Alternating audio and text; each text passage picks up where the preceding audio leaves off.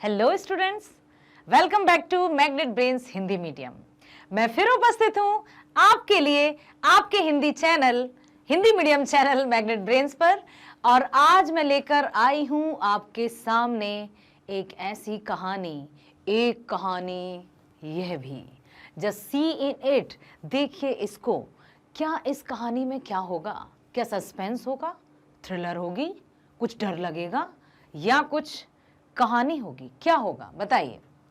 क्या इस तरह से हम इस पाठ के माध्यम से कोई हॉरर मूवी जैसा सीन आने वाला है? आइए बताती हूं आपको। ये पाठ है लेखिका मन्नू भंडारी जी द्वारा रचित। पाठ कौन सा है? 14, हमारी पाठ्य पुस्तक क्षितिज भाग 2। ठीक है, गद्य खंड का आज हम 5वां चैप्टर स्टार्ट करने जा रहे हैं।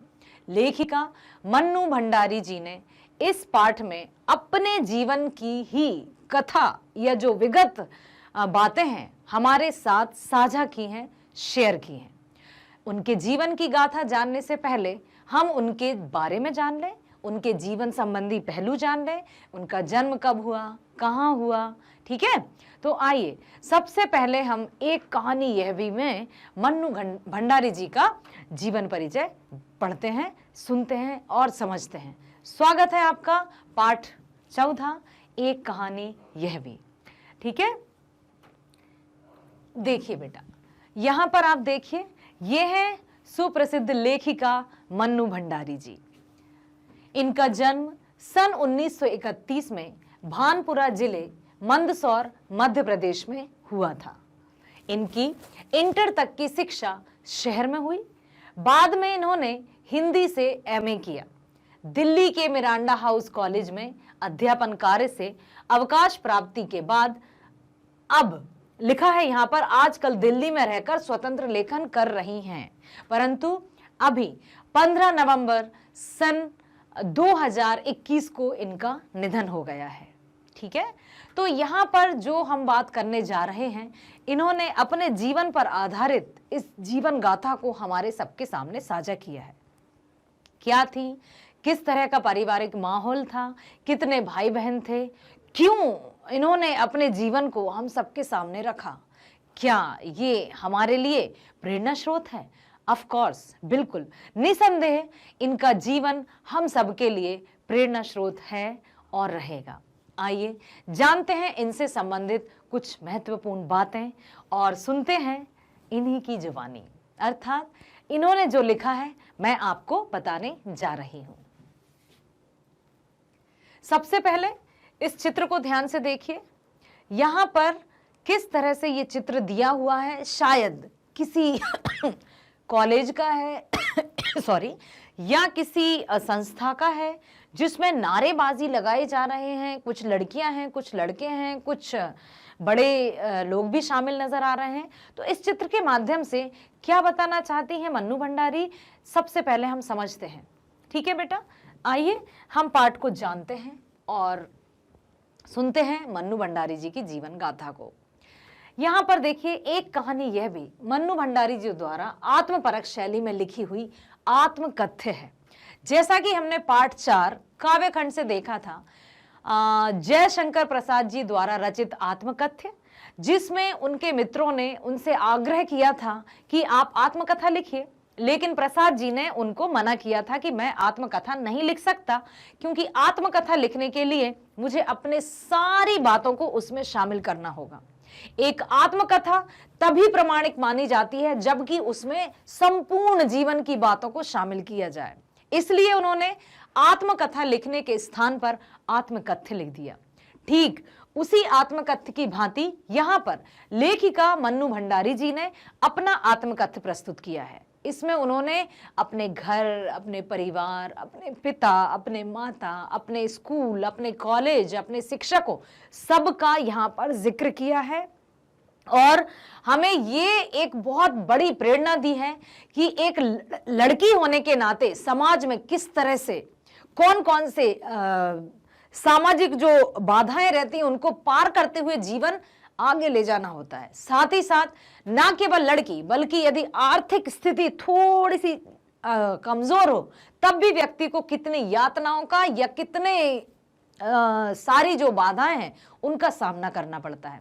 कभी कभी ऐसा भी होता है कि जिस पद के हम लायक हैं, जिस योग्य हैं, हमें वो पद प्राप्त नहीं हो पाता ड्यू टू सम रीजंस, है ना। तो यहाँ पर इस पार्ट में यह बातें बड़े ही प्रभावशाली ढंग से दर्शाई गई हैं कि बालिकाओं को किस तरह की पाबंदियों का सामना करना पड़ता है। अपने पिता से लेखिका के वैचारिक मतभेद का भी चित्रण हुआ है। वैचारिक मतभेद अर्थात उनके पिता के विचार और लेखिका मन्नू भंडारी जी के विचार हमेशा विपरीत दिशा में जाते थे। कभी भी उनके विचारों में कोई मेल नहीं होता था और हमेशा विचारों का टकराव चलता रहता था। उसके बावजूद भी लेखिका ने किस तरह से ये मुकाम हासिल कर दिया कि आज हम उनको पढ़ रहे हैं और इतने बड़े पाठ्यक्रम में, एनसीईआरटी पाठ्यक्रम में उनकी इस जीवन गाथा को, उनके इस आत्मकथ्य को शामिल किया। कितना संघर्ष किया होगा, उसी संघर्ष की गाथा है ये चैप्टर, जिसका नाम उन्होंने दिया है एक कहानी यह भी।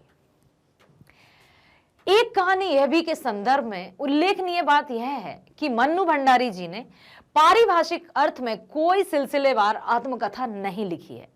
ठीक है, अपनी आत्मकथ्य में उन्होंने उन व्यक्तियों और घटनाओं के बारे में उल्लेख किया है जो उनके लेखकीय जीवन से जुड़े हैं, कि वे लेखन में किस तरह से आए, किसने उनकी सहायता की। कभी कभी आपने सुना है ना, पॉजिटिव रीइंफोर्समेंट या नेगेटिव रीइंफोर्समेंट, व्यक्ति को आगे लाने के लिए या व्यक्ति में निखार लाने के लिए दोनों तरह की रीइंफोर्समेंट या पुनर्बलन की आवश्यकता होती है। कभी कभी हमें नेगेटिव रीइंफोर्समेंट मिलने से भी हम आगे जाते हैं। मान लीजिए हमसे कोई कह देना कि तुम तो ये कर ही नहीं सकते, हो सकता है हमारे उस वक्त मन का जो जुनून है वो हमसे ऊपर आ जाए कि इसने ये कैसे कह दिया कि तुम तो ये कर ही नहीं सकते, अब तो मैं करके ही दिखाऊंगा। नेगेटिव रीइंफोर्समेंट से हमें पॉजिटिव ऊर्जा मिली, और पॉजिटिव या सकारात्मक जो पुनर्बलन रहता है वो तो हमें प्रेरित करता ही है। यदि अत्यधिक सकारात्मक पुनर्बलन या पॉजिटिव रीइंफोर्समेंट मिलता रहे, तब हमें कहीं ना कहीं हम उससे पीछे भी जा सकते हैं। अब आप सोचेंगे मैडम कैसे? तो वो ऐसे कि जब हमें कभी प्रशंसा तारीफें मिलती रहती है ना, तो हमें लगता है कि सब कुछ, everything is going on perfect way, तो हम थोड़े से अपने कार्य के प्रति लापरवाह जैसे हो जाते हैं, जो हमें फिर पीछे धक्का दे देता है और हम पीछे की ओर जाने लगते हैं। तो ऐसे में हमें प्रत्येक परिस्थिति का सामना करना आना चाहिए, चाहे हमें कुछ भी प्राप्त हो, चाहे सकारात्मक बातें हमें प्राप्त हो या नकारात्मक प्राप्त हो, हमें तो बस अपनी मानसिक स्थिति, अपनी बुद्धिमत्ता का सही परिचय देते हुए उसको एक्सेप्ट करना है, उसको ग्रहण करना है।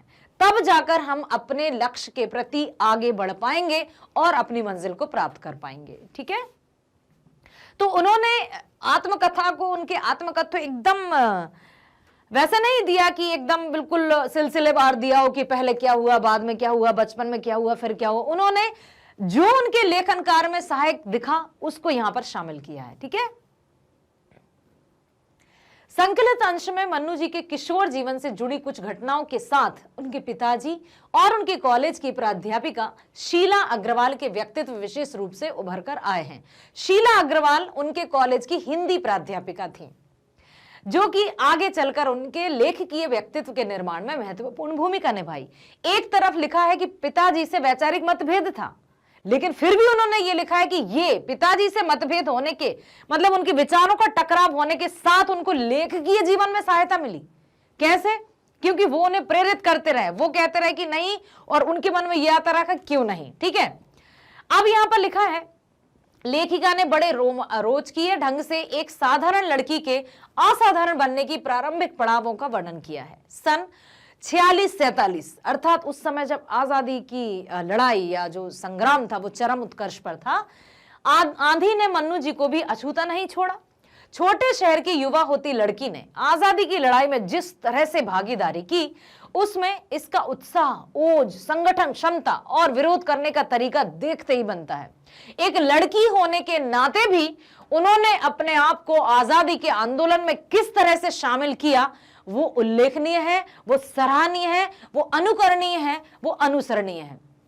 समाज में, उनके आस पड़ोस में कई लोग आते थे उनके पिताजी से बातें करने कि क्या भंडारी जी यूं ही घर में बैठे रहते हो, लड़की को तो देखो कहां सड़कें नापती फिर रही है। बहुत सारी बातें उनके सामने कहते थे। पिताजी आप बबूला भी हो जाते थे। लेकिन ऐसा नहीं है, समाज में कुछ ऐसे इस प्रकार की बातें करने वाले व्यक्ति हैं तो अच्छे व्यक्ति भी हैं। कुछ व्यक्ति फिर आ जाते, भंडारी जी आप कैसे हैं जो घर में ही रहते हैं, कभी जाइए बाहर, लड़की की बातें सुनिए, क्या तो बातें करती हैं। हर एक का नजरिया वही बेटा कि यथा दृष्टि तथा सृष्टि, विचारों का ही तो खेल है सब। जो जिस विचार के साथ, जो जिस भावना के साथ जिस बात को लेता है वो उसी के अनुसार ग्रहण भी कर देता है। मान लीजिए यदि हम एक खेत, हमने कविता पढ़ी थी ना फसल, खेत में यदि हम बीजों को बो देंगे तो अच्छी फसल होगी, जो बीज बोते हैं वही फसल होती है। यदि एक वर्ष खेत में यदि हम कुछ भी ना बोएं तो क्या वहां कुछ भी नहीं रहेगा, सिर्फ मिट्टी रहेगी? बताइए, कुछ ना कुछ तो उगेगा ना, अनवांटेड प्लांट्स आ जाएंगे ना। उसी प्रकार से हमारे विचार भी हैं। यदि हम अच्छे विचारों को यहां स्थान देंगे तो नकारात्मक विचार तो आएंगे ही नहीं। जिस प्रकार की फसल हम बोएंगे खेत में, जिस प्रकार के विचार हम अपने मस्तिष्क में रखेंगे, उसी प्रकार के विचार हम दूसरों के सामने व्यक्त कर पाएंगे। यदि हमारे पास सकारात्मक विचार नहीं होंगे तो नकारात्मक विचार अपने आप अपना स्थान बना लेंगे। जैसे बिना बोए भी कुछ ऐसे कूड़ा करकट या कुछ ऐसी घास रहती है जो अपने आप ही खेतों में उग जाती है और जमीन को बंजर बना देती है, उपजाऊ नहीं रहने देती। ठीक उसी प्रकार से मस्तिष्क में हम अच्छे विचारों को रखेंगे तो बुरे विचार या नकारात्मक विचार भटकेंगे भी नहीं। यदि अच्छे विचारों को हमने स्थान नहीं दिया तो नकारात्मक विचार अपने आप स्थान बना लेंगे। तो अपने आप को हमेशा पॉजिटिव थॉट्स के साथ ही रखिए, आशावादी रहिए, ऑप्टिमिस्टिक रहिए, कभी भी निराशा को अपने मन में और मस्तिष्क में मत पनपने दीजिए। ठीक है, तो उस समय भी उन्होंने बड़े जोश के साथ आजादी के आंदोलन में महत्वपूर्ण भूमिका निभाई। इन सब घटनाओं के साथ हो रहे अपने पिताजी के अंतर विरोधों को भी लेखिका ने बखूबी उजागर किया है। कैसे? एक कहानी यह भी एक आत्मकथ्य है। इसकी लेखिका मन्नू भंडारी, इसमें उन्होंने अपने जीवन की उन घटनाओं का वर्णन किया है जो लेखिका के बनने में सहायक हुई। लेखिका सामान्य सी एक लड़की थी, लेकिन वो सामान्य लड़की से कब लेखिका बन गई ये उन्होंने बताया है। इस पाठ में छोटे शहर की युवा होती लड़की की कहानी है जिसका आजादी में उत्साह सब देखते ही बनता है। लेखिका का जन्म मध्य प्रदेश के भानपुरा गांव में हुआ था, परंतु उनका बचपन अजमेर, ध्यान से सुनिएगा क्योंकि पिताजी का जो ट्रांसफर है तबादला था, ठीक है, ब्रह्मपुरी मोहल्ले में गुजरा था। उनका घर 2 मंजिला था, नीचे पूरा परिवार रहता था, ऊपर की मंजिल पर पिताजी का साम्राज्य था। अजमेर से पहले वे लोग इंदौर में भी रहते थे, मध्य प्रदेश में। ठीक है, इंदौर में उनका परिवार प्रतिष्ठित परिवारों में से एक था। अच्छा, उनका मान सम्मान था, रुतबा था, शान थी। ठीक है, वे शिक्षा को केवल उपदेश की तरह नहीं लेते थे, कमजोर छात्रों को घर लाकर पढ़ाया भी करते थे। कौन? लेखिका के पिताजी। उनके पढ़ाए छात्र आज कैसे ओहदों पर लगे हैं, बहुत, मतलब जिनको भी उन्होंने पढ़ाया है वो बहुत ऊंचे ऊंचे पद पर आज आसीन है। पिता दरिया दिल, कोमल, अहमवादी थे।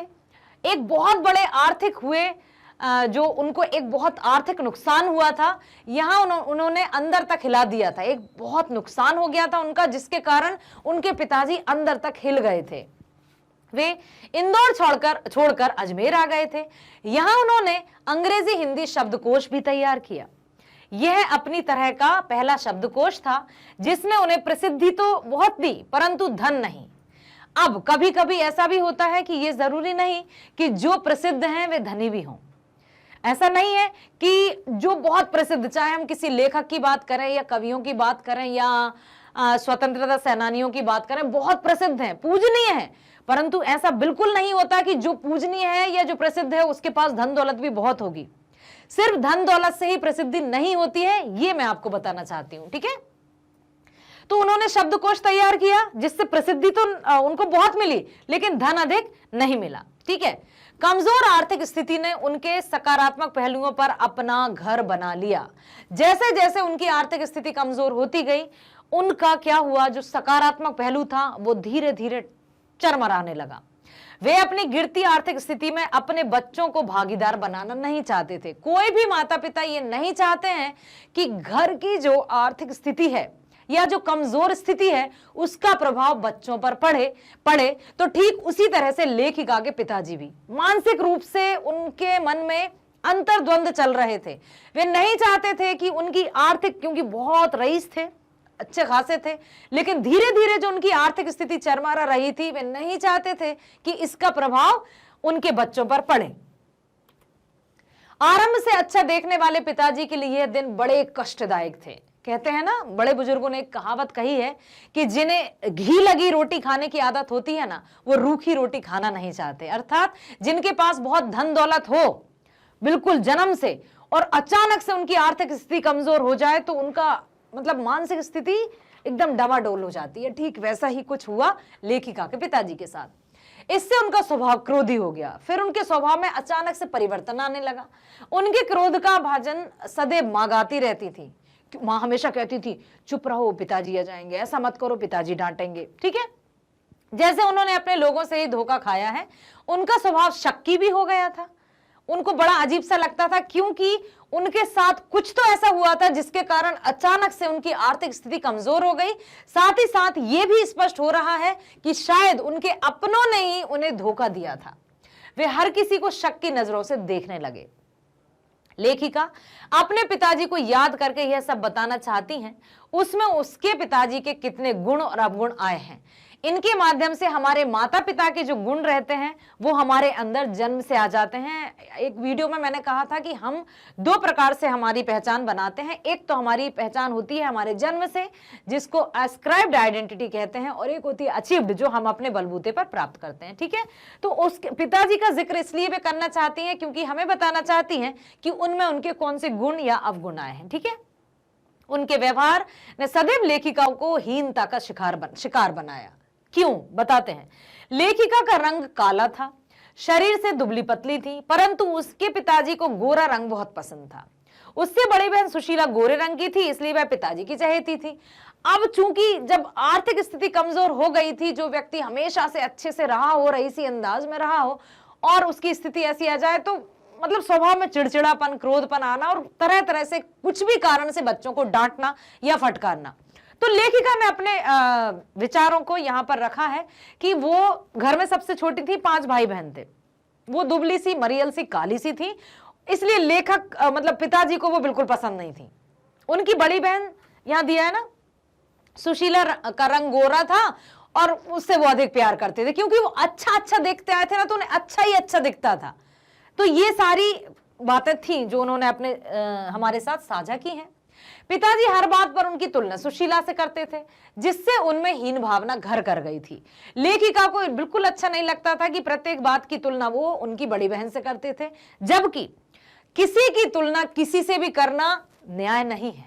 हर एक व्यक्ति अपने अपने अलग अलग गुणों के साथ इस भू या धरा या जमीन पर आया है, और हर एक के पास अलग अलग क्षमताएं हैं, अलग अलग गुण हैं। कोई किसी के जैसा नहीं होता। ठीक है, वह हीन भावना उनमें से आज तक नहीं गई है। आज भी वह किसी के सामने खुलकर अपनी तारीफ सुन नहीं पाती। जब कोई उनकी प्रशंसा करता है या लेखन कार्य की प्रशंसा करता है ना, तो लेखिका को लगता है कि ये तो ऐसा ही कह रहे हैं। क्यों? क्योंकि उन्होंने बचपन से तो कभी प्रशंसा सुनी ही नहीं। पिताजी ने तो हमेशा उनकी बड़ी बहन की प्रशंसा की है। लेखिका को अपने कानों पर यह विश्वास नहीं होता था कि उन्होंने लेखिका के रूप में इतनी उपलब्धियां प्राप्त की हैं। लेखिका पर अपने पिता का पूरा प्रभाव था। उसे अपने व्यवहार में कहीं ना कहीं अपने पिता का व्यवहार दिखाई देता था। दोनों के विचार सदैव आपस में टकराते रहते थे। विचारों का जो भेद था, मतभेद था, वो हमेशा चलता रहता था, एकदम विपरीत दिशा में। पिताजी कुछ और सोचते थे, लेखिका कुछ और सोचती थी। समय मनुष्य को अवश्य बदलता है। कहते हैं ना, समय परिवर्तनशील है और समय और लहरें किसी की प्रतीक्षा नहीं करती। यदि हमें समय के साथ चलना है, कुछ अच्छा प्राप्त करना है, कुछ बड़ा चाहिए, तो सपने तो बड़ा देखना ही है, साथ ही साथ हमें समय के साथ भी चलना होगा, तब जाकर हमें कुछ प्राप्त होगा। परंतु कुछ जड़ें इतनी गहरी होती हैं कि वे अपने स्थान से हिलती ही नहीं है। ठीक वैसा ही हुआ लेखिका मन्नू भंडारी जी के साथ। उनके पिताजी की बातें उनके जीवन भर उनके मन को कचोटती रहीं और वे उन बातों को नहीं भूल पाई। ठीक है, लिखा है पिताजी से विपरीत स्वभाव की लेखिका की मां थी। अब लेखिका की मां का स्वभाव एकदम पिताजी से विपरीत था। पिताजी क्रोधी स्वभाव के थे, लेखिका की मां एकदम धरती के समान सहनशील। लेखिका को यह भी अच्छा नहीं लगता था। क्या? देखिए, वे हर समय सबकी सेवा में तैयार रहती थी। पिताजी की हर कमजोरी मां पर निकलती थी। वे हर बात को अपना कर्तव्य मानकर पूरा करती थी। लेखिका और उसके दूसरे भाई बहनों का मां से विशेष लगाव था, परंतु लेखिका की मां उसका आदर्श कभी नहीं बन पाई। क्यों? इसके पीछे क्या कारण था कि लेखिका ने अपनी मां को अपना आदर्श कभी नहीं माना, आइडियल कभी नहीं माना? क्योंकि लेखिका के मन में शुरू से ही एक अस्तित्व निर्माण की चाहत थी। लेखिका अपने वजूद का निर्माण स्वयं करना चाहती थी। वे कभी नहीं चाहती थी कि कोई उन पर दबाकर या रौब झाड़े। भाई, हम भी व्यक्ति हैं, हमारा भी अपना अस्तित्व है। लेखिका की मां जो थी बिल्कुल सीधी सादी सी औरत थी। उन्होंने कहा कि वो धरती की सी समान मतलब थी कि इतनी सहनशील क्यों थी वो। पिताजी का गुस्सा हो या बच्चों की जिद हो, हमेशा हाँ हाँ हाँ करती रहती थी, कभी कोई प्रतिक्रिया ही नहीं दिखाई। ऐसा क्यों? क्या कोई वस्तु है जो जैसे चाहे उपयोग कर ले? इंसान है ना, हर एक के अंदर हर भाव उपस्थित होना चाहिए। इसलिए लेखिका की मां उनकी आदर्श कभी नहीं बन पाई। लेखिका 5 भाई बहनों में सबसे छोटी थी। उसकी बड़ी बहन की शादी हो चुकी थी। लेखिका को उसकी शादी की धुंधली सी यादें हैं। मुझे बेटा अपनी ही स्टोरी याद आ गई। हम भी 5 भाई बहन हैं और मैं घर में छोटी हूं और मैं लेखनकार में हूं और आपको पढ़ा रही हूं, ठीक है? तो कुछ कुछ यादें कभी हम बाद में बात करेंगे। घर के आंगन में उसके खेल में साथ उसकी बहन सुशीला ने दिया।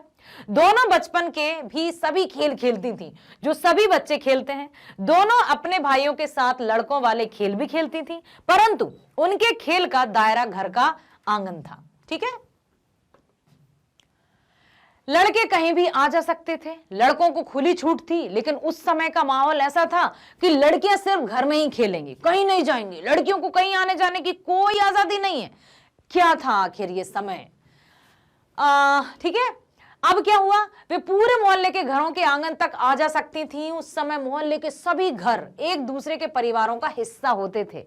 बहुत अच्छा माहौल हुआ करता था। आज भी यदि गांव में हम जाते हैं तो गांव का माहौल एकदम अलग दिखता है। आस पड़ोस या कुछ भी छोटी मोटी चीज का आदान प्रदान आज भी होता है, ठीक है? आपने देखा है, कभी गांव गए हैं, गांव से रिलेटेड हैं आप, है ना? कभी गांव जाते होंगे तो मान लीजिए पड़ोस वाली जो आंटी जी हैं या चाची जी हैं, उन्होंने कुछ बनाया तो वो हमारे घर में दे जाएंगी, हमारे घर में कुछ बनाया तो हम उनको दे जाएंगे। बस लेखिका और मेरे जीवन में अंतर ये है कि यूं तो मैं भी बहुत प्राचीन हूं ठीक है, काफी अच्छी उम्र है मेरी, लेकिन हम 5 भाई बहन हैं। लड़कियों की स्थिति उस समय भी उतनी अच्छी नहीं थी जब मेरा जन्म हुआ था, लेकिन हमारे घर का माहौल बहुत अच्छा था। मेरे पिताजी की मैं बहुत प्यारी थी, बहुत लाडली थी और हमेशा वो मुझे झांसी की रानी कहकर बुलाते थे। तो बहुत सारी बातें हैं जो कहीं ना कहीं हमें कोरिलेट कर देती हैं एक दूसरे से। मैं आपकी बातें भी कभी सुनना चाहूंगी जब हमारा लाइव सेशन होगा, ठीक है? अब देखिए, उसे लगता है कि उसकी दर्जनों कहानियों के पात्र उसी मोहल्ले के हैं जहां उसने अपना बचपन और यौवन व्यतीत किया। उस मोहल्ले के लोगों की छाप उसके मन पर इतनी गहरी थी कि वह किसी को भी अपनी कहानी या 10 उपन्यास का पात्र बना लेती थी और उसे पता ही नहीं चलता था। उस समय के समाज में लड़की की शादी के लिए योग्य आयु 16 वर्ष तथा मैट्रिक तक शिक्षा प्राप्ति समझी जाती थी। फिर धीरे धीरे 18 वर्ष हुई, है ना? इस तरह से आयु में थोड़ी सी वृद्धि होती गई, ठीक है? अब क्या हुआ, आगे देखते हैं। उसकी बहन सुशीला की शादी सन 1944 में हो गई थी। अब देखिएगा, जैसे ही उनकी बहन का विवाह हुआ और वो अपनी ससुराल गई, तब जाकर लेखिका को अपने अस्तित्व का एहसास हुआ उस घर में। जब तक उनकी बहन थी तब तक वो नेग्लिजिबल ही थी, मतलब उन्हें कोई इंपोर्टेंस नहीं मिलता था। देखिए, उसके दोनों बड़े भाई पढ़ाई के लिए बाहर चले गए थे। सबके चले जाने के पश्चात लेखिका को अपने व्यक्तित्व का एहसास हुआ। उसके पिताजी ने भी उसे कभी घर के कार्यों के लिए प्रेरित नहीं किया। उन्होंने सदा उसे राजनीतिक सभाओं में अपने साथ बैठाया। वे चाहते थे कि उसे देश की पर्याप्त जानकारी होनी चाहिए। एक और लिखा है कि उनके विचारों का मतभेद था, लेकिन दूसरी ओर उन्होंने ये भी कितनी अच्छी बात की है कि उन्होंने कभी अपने घर की बेटियों को गृहस्थी में नहीं डाला। भटियार खाना, रसोई घर, लिखा है उसमें भटियार खाना आपकी पुस्तक में।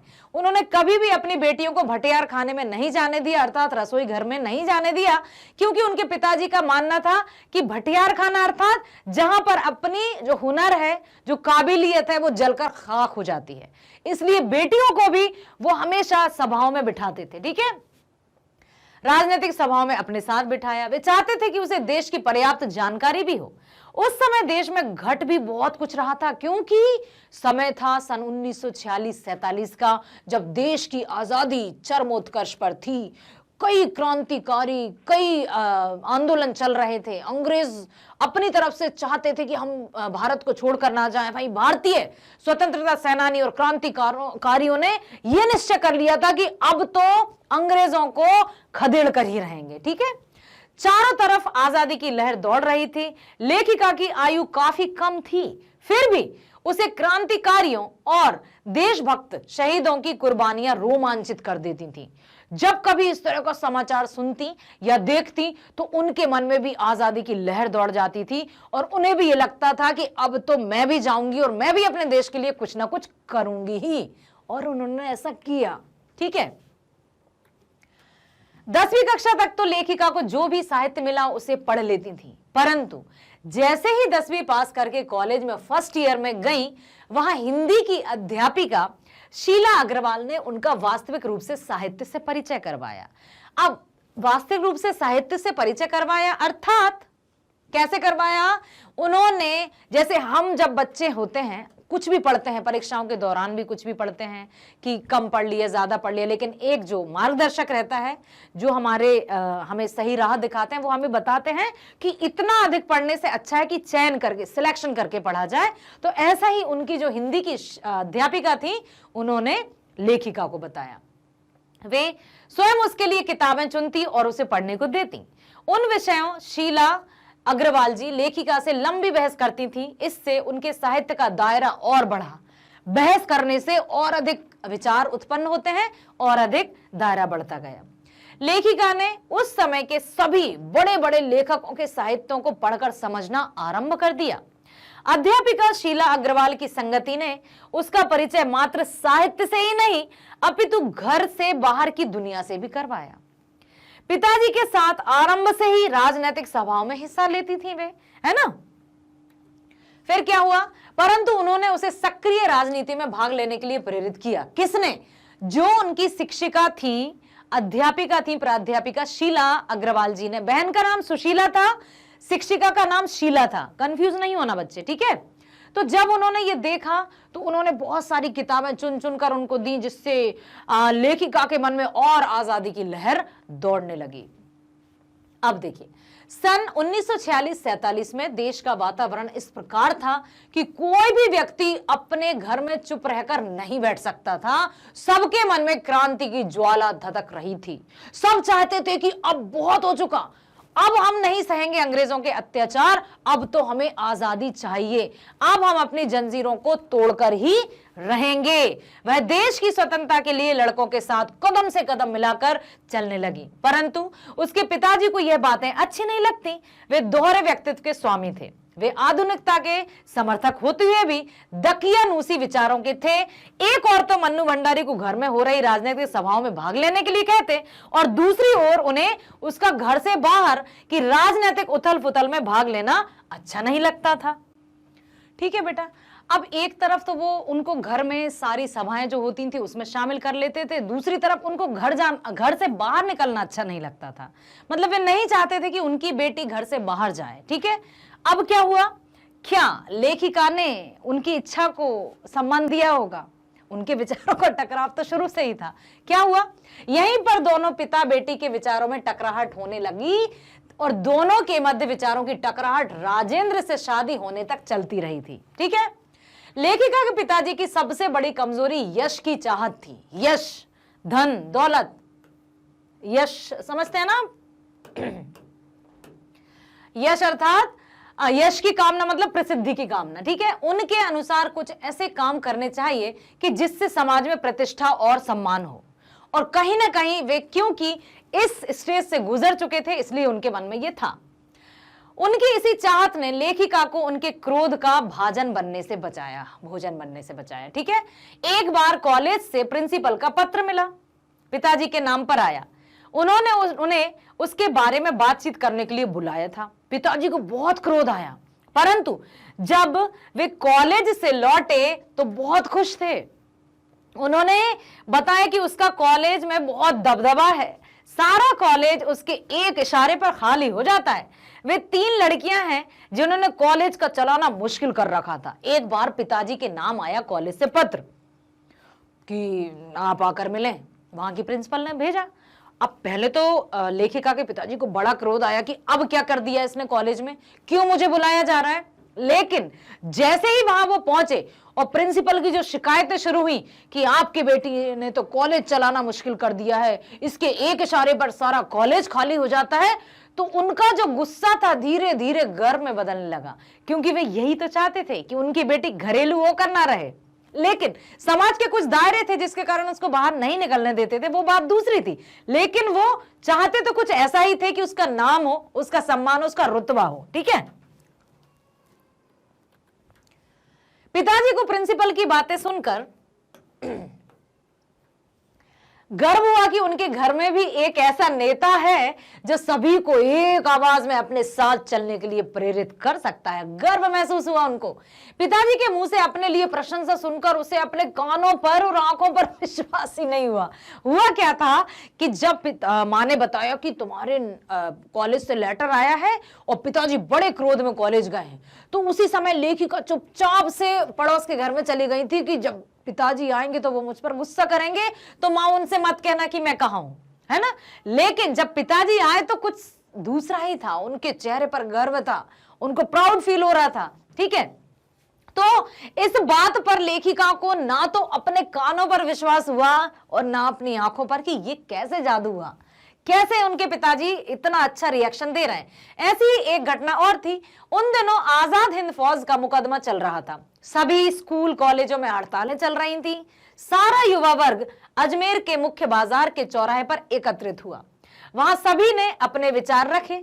लेखिका ने भी अपने विचार उपस्थित भीड़ के सामने रखे। उसके विचार सुनकर उसके पिताजी के मित्र ने आकर पिताजी को उसके बारे में उल्टी सीधे बातें कह दी, जिससे सुनकर पिताजी फिर आग बबूला हो गए। एक महाशय आए और बोले कि तुम्हारी लड़की लड़कों के साथ सड़कें नापती फिर रही है, जरा देखो, थू थू करते फिर रहे हैं सब लोग। तो पिताजी फिर वो सज्जन क्या कहें जो व्यक्ति थे, उनकी बातें सुनकर आग बबूला हो गए। वे सारे दिन मां पर कुछ ना कुछ बोलते रहे कि समझाओ उसको, लड़की को हाथ से निकल रही है, बहुत सारी बातें। लेकिन उसी बात को लेकर एक और व्यक्ति आते हैं, तब उन्होंने क्या कहा ये भी सुन लीजिए। रात के समय जब वह घर लौटी तो उसके पिता के पास उनके एक और अभिन्न मित्र अंबालाल जी बैठे थे। डॉक्टर अंबालाल जी ने मन्नू को देखते ही उसकी प्रशंसा करनी आरंभ कर दी। अंबालाल जी ने मन्नू को देखते ही कर दी और वे उनके पिताजी से बोले कि उन्होंने मन्नू का भाषण ना सुनकर अच्छा नहीं किया। पिताजी से बोले कि आप कहां थे भंडारी जी, अपनी बेटी का भाषण तो सुन लेते, आपने उसका भाषण ना सुनकर अच्छा नहीं किया। मन्नू ने बड़ा ही अच्छा और जोरदार भाषण दिया था। सभी बिल्कुल एकटक निस्तब्ध होकर सुन रहे थे। तभी क्या हुआ, पिताजी ने जब यह सुना तो वे बहुत प्रसन्न हुए और उनके चेहरे पर गर्व के भाव थे। बाद में उसे उसकी मां ने दोपहर में पिताजी के क्रोध वाली बात बताई तो उसकी सांस में सांस आई। बोले पहले पिताजी क्रोध हुए थे क्योंकि एक मित्र ने उनसे यह कह दिया था, और अब आए हैं डॉक्टर अंबालाल जी। यही ना कि जिसकी जितनी समझ होती है वो उसी हिसाब से उन बातों को लेता है, और हुआ यही। पहला प्रश्न, लेखिका के व्यक्तित्व पर किन किन व्यक्तियों का किस रूप में प्रभाव पड़ा। प्रश्न है छोटा सा, लेकिन इसके मायने बहुत बड़े हैं कि लेखिका के जीवन पर किन किन व्यक्तियों का किन किन रूपों में प्रभाव पड़ा। प्रभाव सिर्फ सकारात्मक या प्रभाव सिर्फ नकारात्मक ही नहीं होता, प्रभाव कई तरह का होता है। अब देखिए किस तरह का प्रभाव पड़ा, कौन से ऐसे व्यक्ति थे जो उनके जीवन में अहम भूमिका निभाते हैं। यहां पर आप देखेंगे कि प्रमुखतः लेखिका के जीवन पर 2 लोगों का प्रभाव पड़ा। पहला था उनके पिता का प्रभाव। लेखिका के जीवन पर पिताजी का ऐसा प्रभाव पड़ा कि वे हीन भावना से ग्रसित हो गईं। इसी के परिणाम स्वरूप उनमें आत्मविश्वास की कमी हो गई थी। पिता के द्वारा ही उनमें देश प्रेम की भावना का भी निर्माण हुआ था।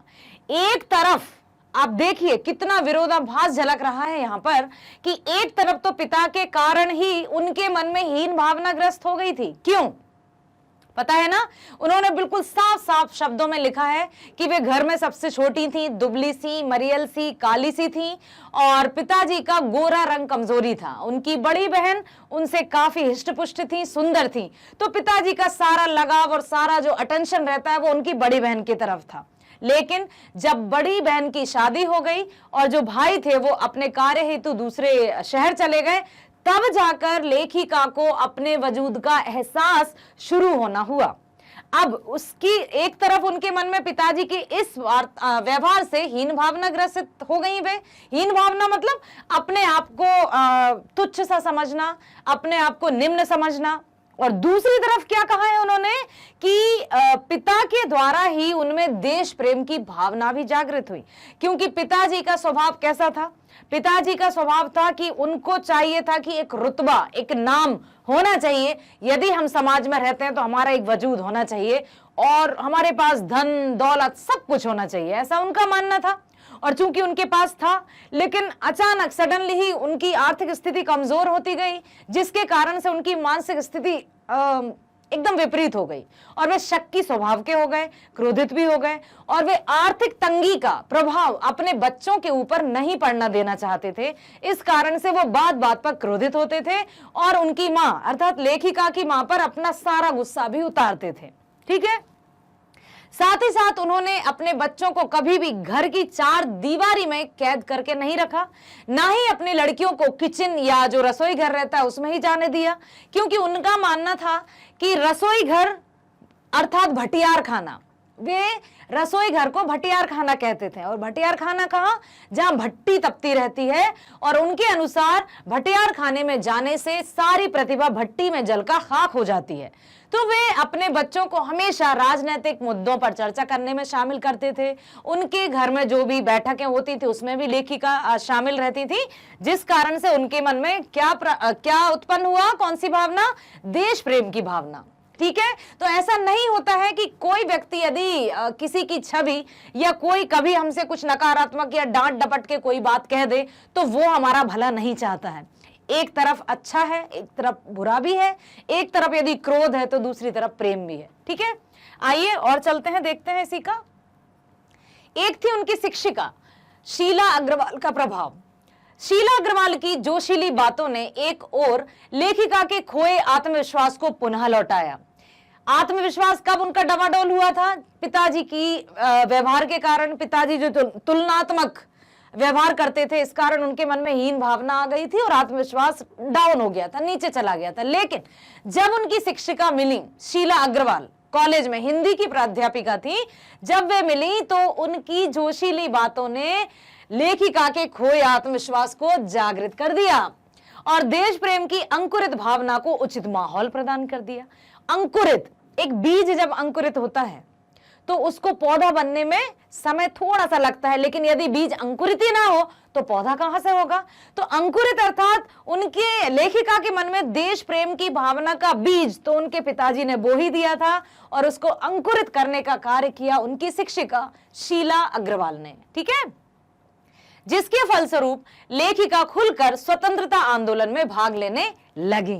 तो ये है उनके जीवन पर दो व्यक्तियों का प्रमुख प्रभाव, एक तो उनके पिताजी का, दूसरी उनकी हिंदी प्राध्यापिका शीला अग्रवाल का। दूसरा प्रश्न है, इस आत्मकथन में लेखिका के पिता ने रसोई को भटियार खाना कहकर क्यों संबोधित किया? जस्ट नाउ आई टोल्ड ना, यदि आपने ध्यान से सुना है तो क्यों कहा था, उनके अनुसार क्या था भटियार खाना। अर्थात लेखिका के पिता का मानना था कि रसोई के काम में लग जाने के कारण लड़कियों की क्षमता और प्रतिभा नष्ट हो जाती है, वे पकाने खाने तक ही सीमित रह जाती हैं और अपनी सही प्रतिभा का उपयोग नहीं कर पाती। इस प्रकार प्रतिभा को भट्टी में झोंकने वाली जगह होने के कारण ही वे रसोई को भटियार खाना कहकर संबोधित करते थे। समझ में आया ना? उनके अनुसार रसोई अर्थात भटियार खाना, जहां भट्टी तपती रहती है, और यदि लड़कियां रसोई घर में अपने आप जो काम दाम में लग जाती हैं तो उनकी प्रतिभा रहती है ना, प्रतिभा और जो भी क्षमताएं रहती हैं वो जलकर खाक हो जाती हैं। इसलिए उन्होंने रसोई घर को भटियार खाना कहा है। और अपनी बेटियों को उन्होंने कभी भी रसोई घर के सुपुर्द तो नहीं किया था। ये बहुत अच्छी बात की थी उन्होंने। प्रश्न तीसरा है, वह कौन सी घटना थी जिसके बारे में सुनने पर लेखिका को ना तो अपनी आंखों पर भरोसा हुआ और ना ही अपने कानों पर? बताइए, याद है वो पल, वो क्षण जब ऐसा कुछ हुआ था कि लेखिका अपने पिताजी की बातों पर या वो जो घर में माहौल था उस पर विश्वास ही नहीं कर पा रही थी? क्या था? आइए देखते हैं। एक बार कॉलेज से प्रिंसिपल का पत्र आया। किसके नाम? लेखिका के पिताजी के नाम। लेखिका के पिताजी आकर मिले और बताएं कि लेखिका की गतिविधियों के खिलाफ क्यों ना अनुशासनात्मक कार्रवाई की जाए।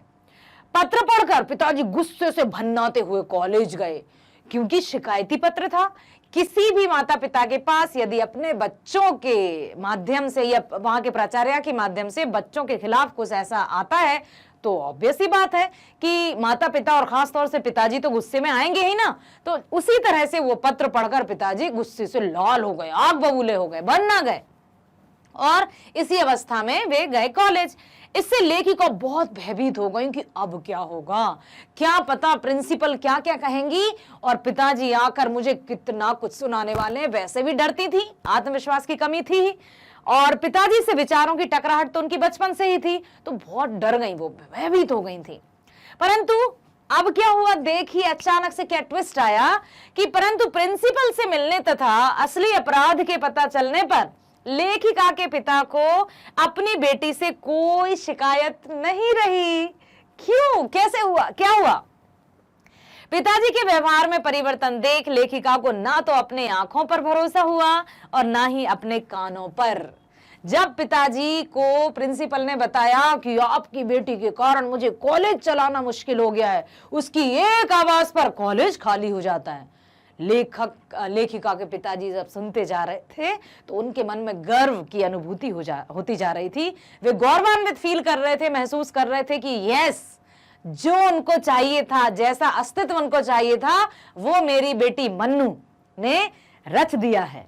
और इस तरह से प्रिंसिपल की बातें सुनकर उनका गुस्सा धीरे धीरे में गर्व में परिवर्तित होता गया, और जैसे ही वे घर आते हैं तो बहुत प्रशंसा करते हैं लेखिका की, जिसको सुनकर लेखिका दंग रह गई, खुशी से झूम उठी, और उनको ना तो अपनी आंखों पर भरोसा हो रहा था और ना ही ये बात सुनकर कानों पर कि पिताजी उनकी प्रशंसा कर रहे हैं। How can it possible? But yes, ये सही था। अगला प्रश्न है बेटा, लेखिका की अपने पिता से वैचारिक टकराहट को अपने शब्दों में लिखिए कि किस तरह की वैचारिक टकराहट थी लेखिका और लेखिका के पिता के बीच। बताइए, वैचारिक टकराहट मतलब विचारों का क्या? मतभेद, मतलब विचारों में विरोध। देखिए क्या होता है, लेखिका के अपने पिता के साथ अक्सर वैचारिक टकराहट हुआ करती थी। लेखिका के पिता यद्यपि स्त्रियों की शिक्षा के विरोधी नहीं थे। सबसे अच्छी बात तो यह है कि उस समय भी लेखिका के घर में पिताजी को बिल्कुल भी ये इसके विरोध नहीं थे कि बेटियों को पढ़ाने ना दिया जाए, क्योंकि उन्होंने रसोई घर से तो अपनी बेटियों को दूर रखा ही था। साथ ही साथ वे इसके विरोधी नहीं थे कि बेटियां ना पढ़ें। ये बहुत अच्छी बात थी, ठीक है। परंतु वे स्त्रियों का दायरा चार दीवारी के अंदर ही सीमित रखना चाहते थे। एक तरफ वे शिक्षा के विरोधी नहीं थे तो दूसरी तरफ उनको लड़कियों का घर से बाहर निकलना भी पसंद नहीं था। ये कैसे हो सकता है? ठीक है, परंतु लेखिका खुले विचारों की महिला थी। इस तरह का माहौल होने के बावजूद लेखिका ने अपने विचारों को और अपने पंखों को ओढ़ने से और स्वयं को आजाद होने से और जो उनको चाहिए था, जो उनको करना था, वो करने से नहीं रोका। ना ही सिर्फ घर में घर दब्बू बनकर रही, बल्कि आज आप देख सकते हैं कि वे कितनी प्रसिद्ध हैं। हम सब उनकी चर्चा कर रहे हैं, ठीक है। खुले विचारों की थी। लेखिका के पिता लड़की की शादी जल्दी करने के पक्ष में थे। लेकिन लेखिका जीवन की आकांक्षाओं को पूर्ण करना चाहती थी। जैसा कि हमने पाठ में पढ़ा था कि उस समय लड़कियों की विवाह की उम्र 16 वर्ष की थी और इसी आयु में उनकी जो बड़ी बहन थी, इससे कम या इसी आयु में उनकी बड़ी बहन का विवाह भी हो गया था और वे विदा भी हो चुकी थी। लेकिन लेखिका को अभी विवाह करने में कोई रुचि नहीं थी। उन्हें कुछ ऐसा करना था, उनके मन में देश प्रेम की ज्वाला थी। वे चाहती थी कि मैं भी स्वतंत्रता संग्राम में भाग लूं, क्योंकि बात कब की है, सन 1946-47, जब उस समय जो आजादी के आंदोलन थे उनका जो चारों तरफ वही माहौल था। एक तरफ क्रांतिकारियों का, दूसरी तरफ स्वतंत्रता सेनानियों का, तीसरी तरफ अंग्रेज चाहते थे कि कैसे हमने भारत को अब तक दबोच कर रखा है तो हम भारत भूमि को अभी भी अपने कब्जे में रखे रहें। लेकिन हुआ क्या, वो हम सर्वविदित है कि हमने 15 अगस्त सन 1947 को भारत को आजादी प्राप्त हुई थी, है ना। अब क्या हुआ, लेखिका का स्वतंत्रता संग्राम में भाग लेकर भाषण देना उनके पिता को पसंद नहीं था। पसंद तो नहीं था, लेकिन उसके बावजूद भी जब उनके मित्र डॉक्टर अंबालाल जी ने कहा था कि भंडारी कहाँ घर में बैठे रहते हो, आज तुम्हारी बेटी ने इतना अच्छा भाषण दिया है कि तुमने वो मिस कर दिया। इसी तरह से लिखा है, यू मिस्ड समथिंग, आप बुक में देखिएगा, ठीक है। तो यहां पर उन्होंने ये भी देखा, पिताजी का लेखिका के मां के साथ अच्छा व्यवहार नहीं था। स्त्री के प्रति ऐसे व्यवहार को लेखिका अनुचित नहीं समझती है। सारा गुस्सा, सारा जो भी उनको टेंशन रहती थी या जो भी मन में विचारों की उथल पुथल रहती थी, वो उन पर उतारते थे, उनको सुनाते थे। लेकिन लेखिका को ये कतई बर्दाश्त नहीं होता था कि माँ चुपचाप उनकी सारी बातें सुनती रहती थी, कभी भी कोई भी जवाब नहीं दिया। क्यों? मतलब इसीलिए उनकी जो मां थी वो लेखिका की आदर्श कभी नहीं बन पाई। उन्होंने साफ साफ शब्दों में लिखा है कि मां एकदम धरती से भी अधिक सहनशील क्यों, इंसान है हम, वस्तु नहीं, तो कम से कम अपनी प्रतिक्रिया तो दिखाई जानी चाहिए थी, लेकिन ऐसा नहीं किया। बचपन के दिनों में लेखिका के काले रंग रूप को लेकर उनके पिता का मन उनकी तरफ से उदासीन रहा करता था। वे बिल्कुल कोई उसको मतलब लेखिका को, अपनी छोटी बेटी को कोई महत्व नहीं देते थे और साथ ही साथ वो हमेशा उनकी बड़ी बहन से उसकी तुलना करते रहते थे। वो कितनी हंसमुख है, कितनी चुलबुली है, कितनी चंचल है, तुम कैसी हो। मतलब उनको सिर्फ और सिर्फ उनकी बड़ी बहन ही अच्छी लगती थी। और जैसा कि लेखिका ने इसलिए तो लिखा, बेटा अदरवाइज यदि वे हीन भावना की शिकार ना होती तो क्या कोई अपने आत्मकथ में अपने पिताजी से या पिताजी की और उनकी आपसी बातों को इस तरह से व्यक्त करता? नहीं करता। लेकिन उन्होंने अपने आत्मकथ में इस बात को शामिल किया, अर्थात वे वास्तविक रूप में कितनी हीन भावनाएं उनके मन में आ गई थी पिताजी के व्यवहार के कारण। फिर भी उन्होंने अपने आप को किस तरह से उठाया और कैसे वो लेखन कार्य में जुट गई और किस तरह से उन्होंने प्रसिद्धि प्राप्त कर ली, ये तो हम सब के लिए अनुसरणीय है। अगला प्रश्न है, इस आत्मकथ्य के आधार पर स्वाधीनता आंदोलन के परिदृश्य का चित्रण करते हुए उसमें मन्नू जी की भूमिका को रेखांकित कीजिए। अब देखिए, आत्मकथ्य के आधार पर बताना है हमें कि कहां कहां ऐसा लगा आपको कि लेखिका ने स्वतंत्रता आंदोलन में अपनी भागीदारी दिखाई। क्या उन्होंने प्रत्यक्ष रूप से अंग्रेजों से जाकर युद्ध किया? क्या उन्होंने प्रत्यक्ष रूप से किसी से इस तरह का बर्ताव किया? आइए देखते हैं। सन 1946-47 ईस्वी में समूचे देश में भारत छोड़ो आंदोलन पूरे उफान पर था। पता है ना, भारत छोड़ो आंदोलन किस तरह से आंदोलन छाया हुआ था। अंग्रेजों को खदेड़ने के लिए हर भारतवासी ने जान की बाजी लगा दी थी। हर एक क्रांतिकारी, हर एक स्वतंत्रता सेनानी, बच्चा बच्चा, युवा, बूढ़े, जवान, सभी अपने अपने तरीके से अंग्रेजों को खदेड़ने के लिए तत्पर हो गए थे। ठीक है, और क्या हुआ फिर? पूरे उफान पर था, हर तरफ हड़तालें। हड़ताल किसके विरोध में? अंग्रेजी सरकार के विरोध में। प्रभात फेरियां, अंग्रेजों भारत छोड़ो, अंग्रेजों भारत छोड़ो, अब नहीं रहने देंगे, हम भारत भूमि को आजाद करेंगे, है ना। जुलूस और नारेबाजी हो रही थी। घर में पिता और उनके साथियों के साथ होने वाली गोष्ठी मैंने बताया था आपको, सेमिनार्स जो होते हैं और गतिविधियों ने लेखिका को भी जागरूक कर दिया था। जो भी घर में बहसें छिड़ती थी, और क्योंकि लेखिका के पिता शिक्षित थे, प्रतिष्ठित व्यक्ति थे, उनके घर में जब भी कोई बैठकें होती थी तो लेखिका को भनक थी कि आखिर देश में क्या चल रहा है ना। तो इससे भी वो प्रभावित थी, जागरूक हो गई थी।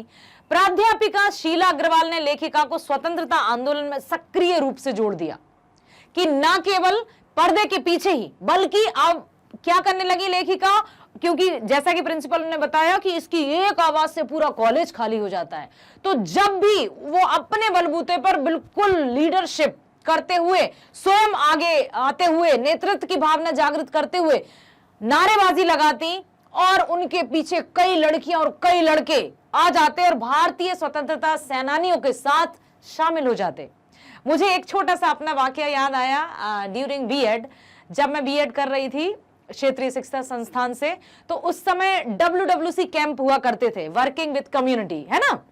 तो हम लोगों को 5 दिन के लिए वहां रुकना होता था और वहां में गांव में जाकर जागृति या जागरूकता फैलानी होती थी। उस समय मैं नारे लगाती थी और सब लोग उसको दोहराते थे, मतलब थोड़ा सा याद आ गया इसलिए मैंने जिक्र कर दिया, ठीक है। क्या हुआ फिर, आंदोलन में सक्रिय रूप से जोड़ दिया। जब देश में नियम कानून और मर्यादाएं टूटने लगी, तब पिता की नाराजगी के बाद भी वे पूरे उत्साह के साथ आंदोलन में कूद पड़ी। पिताजी ने मना किया, पिताजी नाराज हुए कि मन्नू तुम घर से बाहर नहीं निकलोगी, लेकिन फिर भी उन्होंने अब पिताजी की बात नहीं मानी, क्योंकि उनको अपने भारत की दशा दिखाई दे रही थी। उनको यह दिखाई दे रहा था कि मैं कितनों के जीवन को संवार सकती हूं, जब सिर्फ और सिर्फ मेरे कारण इतनों का जीवन संवर सकता है तो मैं कैसे चुप रहूं। अर्थात वे निकल आती थी घर से बाहर और नारे लगाने और सबको जागृति, जन जागृति फैलाने सड़कों पर कूद जाती थी या निकल जाती थी, ठीक है। देखिए, तब पिता की नाराजगी के बाद भी वे पूरे उत्साह के साथ आंदोलन में कूद पड़ी। उनका उत्साह, संगठन क्षमता, क्षमता समझते हैं बेटा, एक ऐसी क्षमता जो भीड़ एकत्रित कर सके। जैसा मैं हमेशा कहती हूं कि हमें भीड़ का हिस्सा नहीं बनना है, हमें वो व्यक्ति बनना है जिसके लिए भीड़ एकत्रित हो सके। हमें वो व्यक्ति बनना है, कहते हैं ना कि पीठ पीछे या पीछे पीछे तो सभी चलते हैं, हमें वो व्यक्ति बनना है जो स्वयं रास्ते निर्मित कर सके। और लेखिका ने ठीक वैसा ही किया। तो उन्होंने वो देखती रही थी, उत्साह, संगठन क्षमता और विरोध करने का तरीका देखते ही बनता था। मतलब उनकी बातों में इतना जोश था, उनके हर एक शब्द में इतनी उमंग थी, देश के प्रति इतनी रक्षा, सुरक्षा, जन जागृति की ऐसी भावना थी कि बच्चे बच्चे उनकी बातों में आकर और देश के लिए, उसकी रक्षा के लिए अंग्रेजों के विरोध में उतर जाते थे। हर गली में हर बच्चा, हर स्त्री, नारी, लड़कियां सब उनके पीछे हो जाती थी, ठीक है। वे चौराहों पर बेझिझक भाषण, नारेबाजी और हड़तालें करने लगी। इस प्रकार हम कह सकते हैं कि स्वतंत्रता आंदोलन में उनकी सक्रिय भूमिका थी। न केवल वे परोक्ष रूप से ही आंदोलन में शामिल थीं, बल्कि उन्होंने प्रत्यक्ष रूप से भी भारतीय स्वतंत्रता आंदोलन में महत्वपूर्ण भूमिका निभाई। तो मन्नू भंडारी जी को आप हमेशा याद कीजिएगा कि न केवल वे एक लेखिका ही थीं, बल्कि स्वतंत्रता सेनानी भी थीं, ठीक है। एक कुशल नेतृत्वकर्ता भी थी, एक कुशल नेत्री भी थी, ठीक है। आइए चलते हैं, प्रश्न है अगला। लेखिका ने बचपन में अपने भाइयों के साथ गिल्ली डंडा तथा पतंग उड़ाने जैसे खेल भी खेले, किंतु लड़की होने के कारण उनका जो दायरा है वो किस तरह का था। लड़कियां दायरा घर की 4 दीवारी तक सीमित था। क्या आज भी लड़कियों के लिए स्थितियां ऐसी ही हैं या बदल गई हैं? अपने परिवेश के आधार पर आपको बताना है कि उस समय जबकि लड़कियों को घर की 4 दीवारी में ही रखा जाता था, फिर भी लेखिका जाती थी और क्या करती थी, अपने भाइयों के साथ गिल्ली डंडे और पतंग भी खेलती थी, उड़ाती थी। लेकिन अब क्या है, तो आज की स्थिति और तब की स्थिति में क्या आपको कोई परिवर्तन नजर आते हैं? क्या आज भी लड़कियों को 4 दीवारी में ही रखा जाता है? क्या आज भी लड़कियों को सिर्फ ये कहा जाता है कि तुम घर तक सीमित रहो? ऐसा कुछ है? वो आपको अपने परिवेश अर्थात अपना जो माहौल है, जो वातावरण है उसके आधार पर बताना है। आइए सुनते हैं यहां क्या है। अपने समय में लेखिका को खेलने तथा पढ़ने की आजादी तो थी, लेकिन अपने पिता द्वारा निर्धारित गांव की सीमा तक ही। जितनी सीमा निर्धारित कर दी गई थी कि यहां जा सकती हो, यहां खेल सकती हो, तो उस सीमा के अंदर ही वे करती थी। लेकिन बाद में तो आपने देखा ना किस तरह से पिताजी की नाराजगी को भी दरकिनार करते हुए भारतीय आंदोलन में कूद पड़ी थी वे, ठीक है। परंतु आज स्थिति बदल गई है। यस, बिल्कुल बहुत बदल गई है। आज लड़कियां एक शहर से दूसरे शहर शिक्षा ग्रहण करने तथा खेलने भी जाती हैं। हर एक क्षेत्र में हम देखते हैं कि महिलाओं ने अपना परचम गाड़ दिया है, अपना झंडा लहरा दिया है, अपने वजूद का डंका बजा दिया है। ना केवल चार दीवारी में कैद रहकर, ना केवल सीमित दायरे में कैद रहकर, बल्कि अपना प्रतिभा, अपना हुनर, अपने गुण, अपने चरित्र, अपने आचरण से अपने समाज में एक सकारात्मक ऊर्जा का संचार भी कर दिया है। और ये ऐलान कर दिया है कि जो समाज के ठेकेदार थे, जो रूढ़िवादिता के पुजारी थे, वे देख लें कि क्या कर सकती हैं लड़कियां। लड़कियां सब कुछ कर सकती हैं, उनके लिए कुछ भी सीमित नहीं है कि ये वो नहीं कर सकती हैं या ये वे नहीं कर सकती हैं, ये कार्य सिर्फ पुरुषों के लिए है और ये सिर्फ महिलाओं के लिए। ऐसा अब नहीं है, ठीक है। आज की स्थिति बदल गई है। आज लड़कियां एक शहर से दूसरे शहर शिक्षा ग्रहण करने जाती हैं, खेलने जाती हैं। ऐसा केवल भारत तक ही सीमित नहीं है, बल्कि आज भारतीय महिलाएं विदेशों तक, अंतरिक्ष, कल्पना चावला और भी ऐसे कई नाम हैं जो आप देख सकते हैं कि जल सेना, थल सेना, वायु सेना, खेल, फिल्मी जगत, राजनीति, शिक्षा, हर एक क्षेत्र में लड़की अव्वल आती हैं, लड़कियां अव्वल आती हैं। और इस बात को हमें मानना ही होगा क्योंकि ये बात सत्य है, ठीक है। दुनिया में अपने देश का नाम भी रोशन कर रही हैं, परंतु इसके साथ दूसरा पहलू यह भी है कि आज भी हमारे देश में कुछ लोग स्त्री स्वतंत्रता के पक्षधर नहीं हैं। आज भी कुछ ऐसे विचारधारा या ऐसे रूढ़िवादी लोग हैं जिन्हें लड़कियों का या स्त्रियों का घर से बाहर निकलना पसंद नहीं है। आज भी कुछ ऐसे स्थान हैं जहां लड़कियों के साथ भेदभाव किया जाता है। आज भी कुछ ऐसे इंटीरियर इलाके हैं या ग्रामीण क्षेत्र हैं जहां पर शिक्षा के अभाव के कारण स्त्रियों को पीछे रहना पड़ता है। स्त्रियों को अपने वजूद का एहसास ही नहीं है, स्त्रियों को अपने बोलने तक की आजादी नहीं है। ऐसा भी है, लेकिन जितना था उससे बहुत सीमित। आगे आप है ना जो समाज का एक बहुत अच्छे समाज का निर्माण करेंगे, तो आगे धीरे धीरे हम देखेंगे कि जो एरिया बचा हुआ है, जो क्षेत्र बचा हुआ है जिसमें लड़कियों को अभी भी सीमित दायरे में रखा जाता है, वो भी धीरे धीरे बंद हो जाएगा, अर्थात लड़कियों को खुला वातावरण मिल जाएगा, ठीक है। अगला प्रश्न है, मनुष्य के जीवन में आस पड़ोस का बहुत महत्व होता है, परंतु महानगरों में रहने वाले लोग प्रायः पड़ोस कल्चर से वंचित रह जाते हैं। इस बारे में अपने विचार बताइए बेटा कि पड़ोस कल्चर क्या है। लेखिका ने पड़ोस के साथ कल्चर क्यों जोड़ा, हिंदी के साथ अंग्रेजी क्यों जोड़ी, क्या कहना चाहती हैं लेखिका कि मनुष्य के जीवन में आस पड़ोस का महत्व तो होता है, लेकिन फिर भी आजकल लोग पड़ोस कल्चर से वंचित हैं, ऐसा क्यों?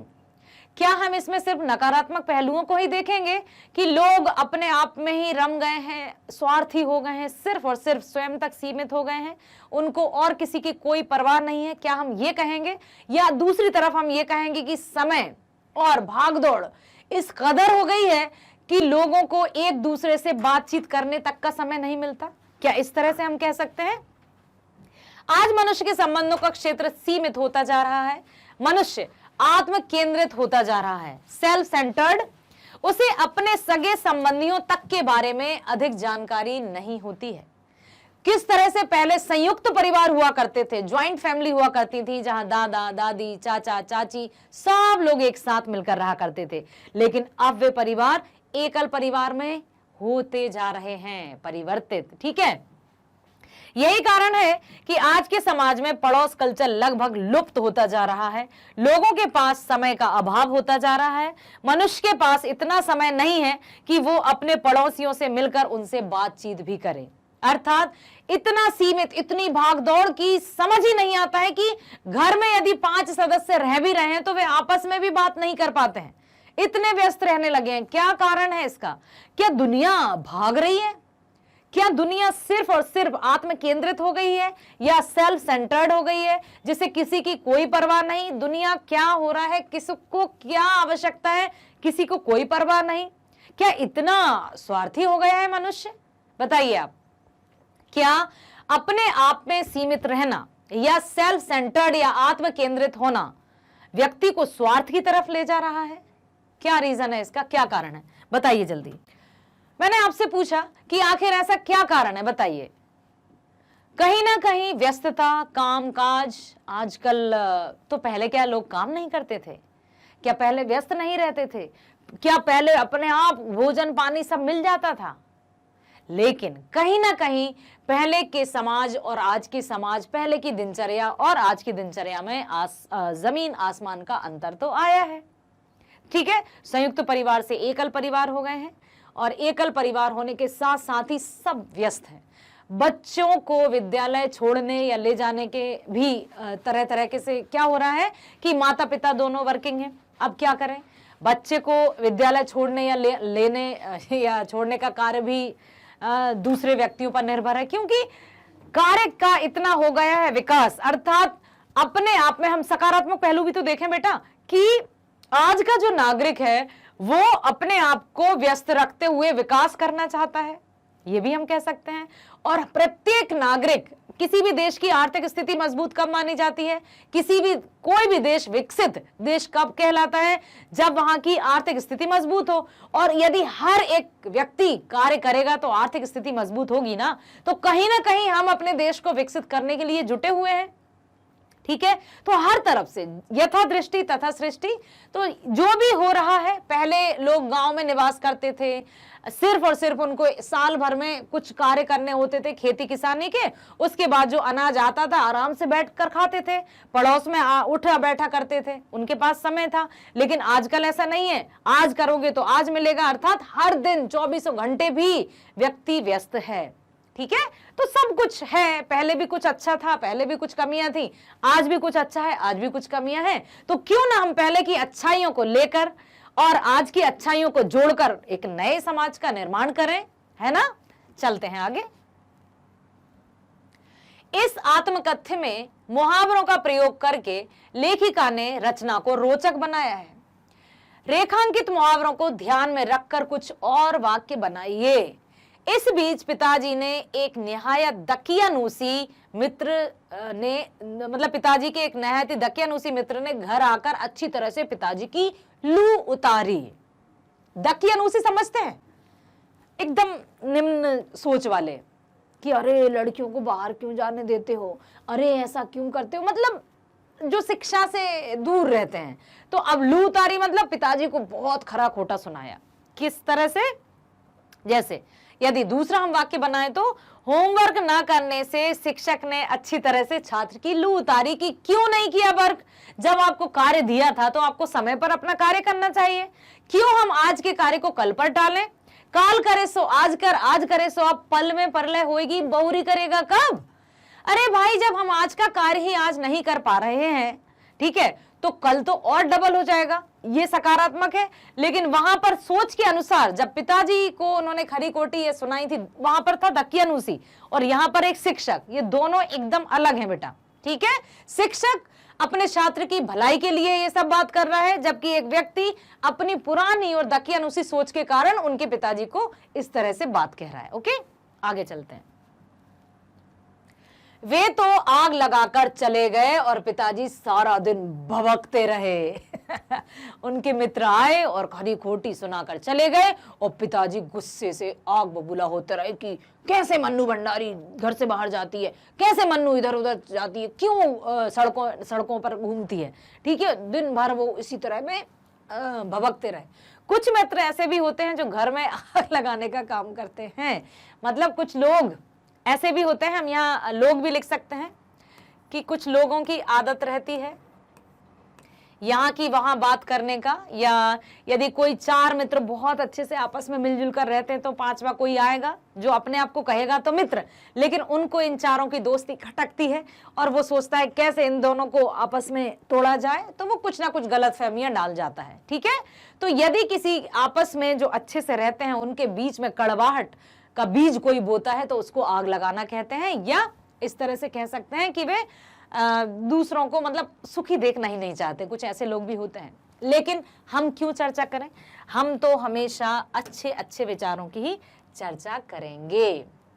बस अब यही रह गया है कि लोग घर आकर थू थू करके चले जाएं। चूंकि पाठ में इस तरह के मुहावरे हैं तो हमें वाक्य भी इसी तरह के लेने होंगे कि इसका अर्थ क्या है।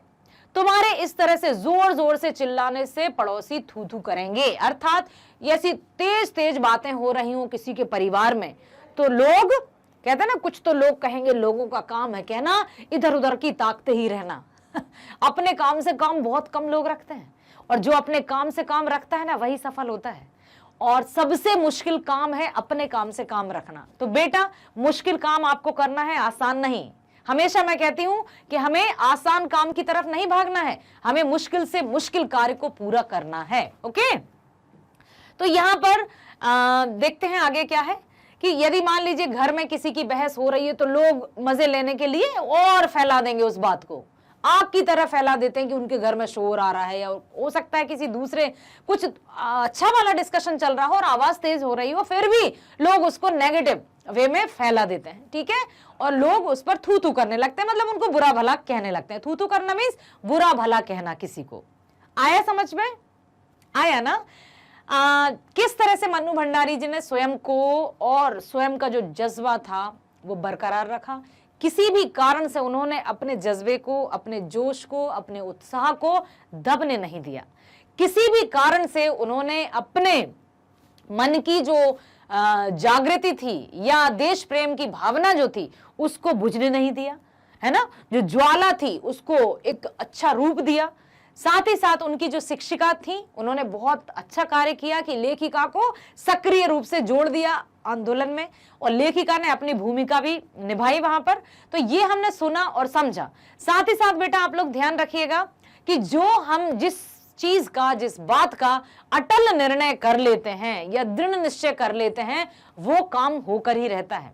यदि हम टालम टोल करते रहेंगे कि हो जाएगा, अब क्या पता होगा कि नहीं, अब इस ये नहीं करने दे रहा, वो नहीं करने दे रहा, समय नहीं है, क्या करूं, और भी कार्य करना है, मैं कहां से वो सारे काम करूं, तो बेटा बहुत सारे बहाने रहते हैं हमारे पास।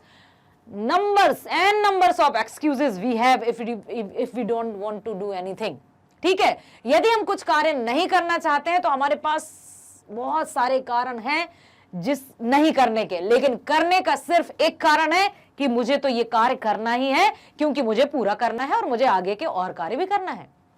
एक और बात, जैसे घर में कोई सब्जी बनती है, मम्मी जब खाना बनाती हैं तो मान लीजिए एक दिन हमने वो सब्जी खाई, दूसरे दिन भी खा ली, तीसरे दिन हम क्या कहेंगे, मम्मा क्यों आप ये ऐसी सब्जी बनाती हो, मुझे नहीं खाना। क्यों नहीं खाना? क्योंकि ये 3 दिन से खा रहे थे, या आप तो चली जाती हो, भूख भी मर जाती है, खाते ही नहीं बनता, आजकल खाना ही अच्छा नहीं बनता, ये कह देंगे हम। ये हमारे बहुत सारे बहाने कि हमें नहीं खाने के बहाने। खाने का बहाना क्या है? आपकी माँ ने आपके लिए भोजन बनाया है, कितनी मुश्किलों के बाद, क्योंकि एक कार्य नहीं रहता है। आजकल गृहिणी और साथ ही साथ वर्किंग वुमेन, आप देखते हैं उदाहरण कि घर के कार्य के साथ साथ किस तरह से बाहर के कार्यों का या घर में ही बहुत सारे कार्यों का एक साथ संचालन करती हैं आपकी माँ। हाथ दो हैं लेकिन कई हाथ स्वरूपा बन जाती हैं माँ। ठीक है, एक मस्तिष्क है लेकिन कई तरह से सोचती हैं आपकी माँ। तो आप यदि नहीं खाने के 100 बहाने बनाते हैं ना, तो खाने का सिर्फ और सिर्फ एक कारण है कि आपको खाना है क्योंकि आपकी माँ ने आपके लिए बनाया है। तो बहाने कभी मत खोजिएगा, एक्सक्यूजेस कभी मत दीजिएगा, जो कार्य जब करना है तब ही कीजिएगा। क्योंकि हम यदि एक्सक्यूजेस के पीछे भागेंगे तो हम पीछे ही रह जाएंगे। कोई अस्तित्व नहीं रहेगा, हमारा कोई पहचान नहीं रहेगी। हाँ, यदि यूं ही नेग्लिजिबल रहना है तो करना होगा, लेकिन हमें नेग्लिजिबल नहीं रहना है, हमें आइडेंटिटी बनानी है, तो अपने कार्य को समय पर पूरा अवश्य करना है। ठीक है। और देखिए, पत्र पढ़ते ही पिताजी आग बबूला हो गए। जब कॉलेज से पत्र आया था, प्रिंसिपल का पत्र आया था, पिताजी के नाम पत्र आया था, तो पिताजी ने जब पत्र पढ़ा तो वे आग बबूला हो गए। मेरे स्कूल नहीं जाने से पिताजी आग बबूला हो गए। बिल्कुल होंगे ही, क्यों नहीं गए भाई? अब हम तरह तरह के बहाने खोजेंगे। पिताजी क्योंकि पेट में दर्द था, पापा क्योंकि रात में मैं लेट सोया था, पापा क्योंकि मैंने आज ना होमवर्क नहीं किया था, टीचर डांटेंगी। तो जाइए ना, सामना कीजिए ना। कार्य आपने किया है या कार्य आपने नहीं किया तो उसका सामना कीजिए। जब हम मुसीबतों से या परेशानियों से जितना पीछे भागेंगे ना, मुसीबत तो वहीं क्या वहीं रहेंगी। ऐसा तो है नहीं। मान लीजिए इस सड़क में गड्ढे हैं, कहीं स्पीड ब्रेकर्स हैं, ठीक है, और हम यहाँ पर आए थे बहुत अच्छे से, लेकिन देखो अरे यहाँ तो गड्ढे हैं, ये है, तो हम पीछे भाग गए। आ रहे थे इस तरफ, चले गए हम उस तरफ, तो क्या हमारे पीछे जाने से यहाँ के गड्ढे भर गए अपने आप? नहीं ना, मुसीबतें वही हैं। हाँ, यदि आप चाहोगे तो आराम से, इस तरह से आराम से, थोड़ा सा आराम से जाएंगे। और यदि हमसे हो सका, मान लीजिए कुछ पत्थर हैं, तो उनको हम साइड में भी रख सकते हैं कि जो परेशानी हमने झेली वो दूसरे ना झेलें। ऐसा भी हम कर सकते हैं, if we have time then. ठीक है, तो ये भी कर सकते हैं। तो परेशानियों को छोड़कर भागना उसका समाधान नहीं है। परेशानियों का सामना करना सीखिए, परेशानियों का मुकाबला करना सीखिए। जब हम मुकाबला करते हैं तो हमें शक्ति भी आती है, साथ ही साथ फिर हमें हर एक परेशानी छोटी सी नजर लगने लगती है। आपने सुना है ना, ये मत कहो खुदा से मेरी मुश्किलें बड़ी हैं, उन मुश्किलों से कह दो मेरा खुदा बड़ा है। और उससे, उसका जो आशीष है, परमात्मा का जो आशीष है, वो हमारे पीछे सदा खड़ा है। हमें हमेशा डटकर मुकाबला करना है और निश्चित करना है अपनी जीत को। अपनी जीत सिर्फ मैदान में नहीं बेटा, जीवन ही एक जंग है, जीवन ही एक संघर्ष है। कदम कदम पर हमें कई तरह के दुश्मन मिलेंगे, और दुश्मन ये जरूरी नहीं है कि सिर्फ इंसानी रूप में मिले या राक्षसों के रूप में मिले, परेशानी के रूप में मिल सकते हैं। आग, हवा, पानी, आंधी, तूफान, बहुत सारे गड्ढे, बहुत सारे रूप में हमारे दुश्मन मिल सकते हैं। तो उन शत्रुओं से विजय प्राप्त करने के लिए हमें मेंटली स्ट्रांग होना पड़ेगा, मानसिक रूप से हमें संबल प्राप्त करना होगा, स्वयं का बल प्राप्त करना होगा। फिर कोई ताकत या कोई ऐसा नहीं है दुश्मन जो हमें पीछे धक्का दे सके। ठीक है, आगे चलते हैं। तो समझ में आया, जितने भी मुहावरे थे उनका हमें अर्थ और वाक्यों में प्रयोग किस तरह से करते हैं, आपने प्रीवियस क्लासेस में भी बिल्कुल पढ़े होंगे। पहले आपने देखा होगा कि दिए गए मुहावरों का अर्थ लिखिए और वाक्यों में प्रयोग कीजिए, किए थे ना। तो उसी का एक छोटा सा यहाँ पर उदाहरण दिया था। ठीक है, और मैं आपको बताना चाहूंगी कि जो भी चैप्टर्स हम पढ़ते हैं, जो भी प्रश्नोत्तर हम सॉल्व करते हैं, उनको आप यदि ध्यान से सुन लेंगे वीडियो में, तो आप हमेशा याद रखेंगे, आप नहीं भूल पाएंगे, बशर्ते कि आप ध्यानपूर्वक जितने मिनट का वीडियो है उतना समय दे दें। फिर आप बेटा, आपकी जो कहानी है ना, जो भी चाहे पाठ हो चाहे प्रश्नोत्तर, वो आपकी यहां पर मस्तिष्क में अंकित हो जाएगी, छप जाएगी हमेशा के लिए। कोई भी कार्य जब हम मन से, लगन से, समर्पण भाव से करते हैं तो वो अंकित रह जाता है। तो आपको ऐसा ही करना है, सिर्फ ऐसा ही नहीं कि हाँ देख लेते हैं, जरा सा देख लें, पेपर आ रहे हैं, परीक्षाएं आ रही हैं, ऐसा नहीं बेटा। हर एक पाठ हमें जीवन से जोड़ता है, और जीवन की जो परेशानियां हैं, मुसीबतें, उनसे हमें ओवरकम या उनसे हमें सामना करने की शक्ति भी देता है, पथ प्रदर्शक भी होता है। ठीक है, हाँ, पहला प्रश्न आपके सामने आ चुका है। आक्रांत का क्या अर्थ है? आक्रांत क्या अर्थ होता है? घमंडी, कष्टग्रस्त, खंडहर या दबदबा? आक्रांत, आक्रांत घमंडी होता है क्या, कष्टग्रस्त होता है, या फिर खंडहर होता है, या दबदबा टाइप होता है? क्या लग रहा है आपको? खंडहर लग रहा है क्या? नहीं, ओके, घमंडी लग रहा है। चेक करते हैं क्या सही है। कष्टग्रस्त मतलब कष्टों से ऐसा आक्रांत सा माहौल, ऐसा माहौल जो कष्टदायी हो। ठीक है, अगले प्रश्न की तरफ चलते। वर्चस्व का क्या अर्थ होता है? अपना वर्चस्व हमें स्थापित करना चाहिए, अपना वर्चस्व बनाने के लिए नित्य हमें मेहनत करनी चाहिए। फिर आ गया घमंडी, कसरत, खंडहर या दबदबा। यहां क्या लगता है आपको? दबदबा? अरे वाह, बहुत सही। देखते हैं, पहले चेक कर लेते हैं। राइट। कॉलेज की प्रिंसिपल किससे परेशान थी? शिक्षिकाओं से, लेखिका से, लोगों से या सभी छात्रों से? लेखिका से। Okay, let me check. Very good, well done. अगला प्रश्न, लेखिका के पिता राजनीति के साथ साथ और किन कार्यों से जुड़े हुए थे? राजनीति से तो जुड़े हुए थे, लेकिन राजनीति के साथ साथ और कौन से ऐसे कार्य थे जिनसे लेखिका के पिता जुड़े थे? शैक्षणिक, समाज सुधार, लेखन, इनमें से कोई नहीं। बताइए। शैक्षणिक, समाज सुधार, लेखन, क्या लग रहा है आपको? समाज सुधार, शैक्षणिक। Let me check. समाज सुधार, क्योंकि साफ साफ लिखा था ना, हमने देखा था कि वो समाज सुधार के रूप में अपने बहुत सारे कार्य करते रहते थे। साथ ही साथ घर, जो कुछ बच्चों को बुला लिया करते थे और मुफ्त में शिक्षा भी दिया करते थे। साथ ही साथ उनकी ये आकांक्षा थी कि समाज में कुछ अच्छा हो, मतलब समाज सुधार से वो जुड़े हुए थे, इसलिए उनके घर में गोष्ठियां अर्थात मीटिंग्स भी होती रहती थी, लोगों का आना जाना भी बना रहता था। ठीक है, अगला प्रश्न, लेखिका के पिता ने उनका रौब देखकर क्या अनुभव किया?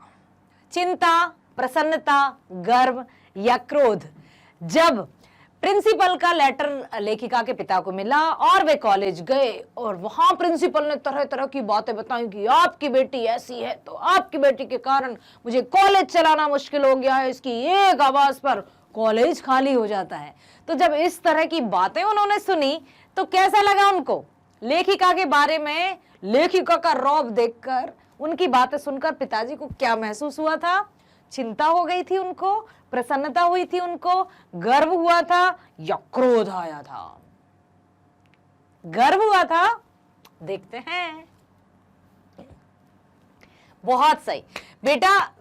हमेशा फिर वही बात कि हमारे माता पिता हमसे भी अधिक प्रसन्न होते हैं जब हम कोई अच्छा कार्य करते हैं। ठीक है, आते हैं बेटा अगले प्रश्न की तरफ चलते हैं। सुशीला शादी करके कहां चली गई थी? सुशीला की शादी कहां हुई थी? लेखिका की बड़ी बहन की शादी। मुंबई, दिल्ली, कोलकाता या केरला? दिल्ली। देखते हैं। कोलकाता। कोलकाता गई थी वो। ठीक है। चित्रलेखा किसने लिखा है? चित्रलेखा जैनेन्द्र, अज्ञेय, यशपाल या भगवती चरण वर्मा? किसने लिखा है बताइए। चित्रलेखा उपन्यास है, कहानी है, ग्रंथ है, जो भी है तो रचना। किसने लिखा है? जैनेन्द्र जी, अज्ञेय जी, यशपाल जी या भगवती चरण वर्मा जी? आइए चेक करते हैं। याद रखिएगा, भगवती चरण वर्मा। याद रखिएगा, चित्रलेखा भगवती चरण वर्मा की रचना है। शेखर एक जीवनी किसका उपन्यास है? यहां पर उपन्यास को भी आइडेंटिफाई किया है कि शेखर एक जीवनी किसका उपन्यास है? जैनेन्द्र जी का, अज्ञेय जी का, यशपाल जी का या भगवती चरण वर्मा जी का? बताइए। कोई आइडिया नहीं? चेक कर लेते हैं। ओके, देखिएगा ध्यान से। अज्ञेय जी। शेखर एक जीवनी, शेखर एक जीवनी, जीवनी ये उपन्यास का नाम है, कोई जीवनी नहीं है, कोई जीवन गाथा नहीं है, कोई जीवन परिचय नहीं है। और ये लिखा किसने है? अज्ञेय जी ने। आपकी कृतिका में भी एक अज्ञेय जी का चैप्टर है, मैं क्यों लिखता हूं। ठीक है, हम पढ़ेंगे। अगला है, लेखिका के परिवार में लड़की के विवाह के लिए अनिवार्य योग्यता क्या थी?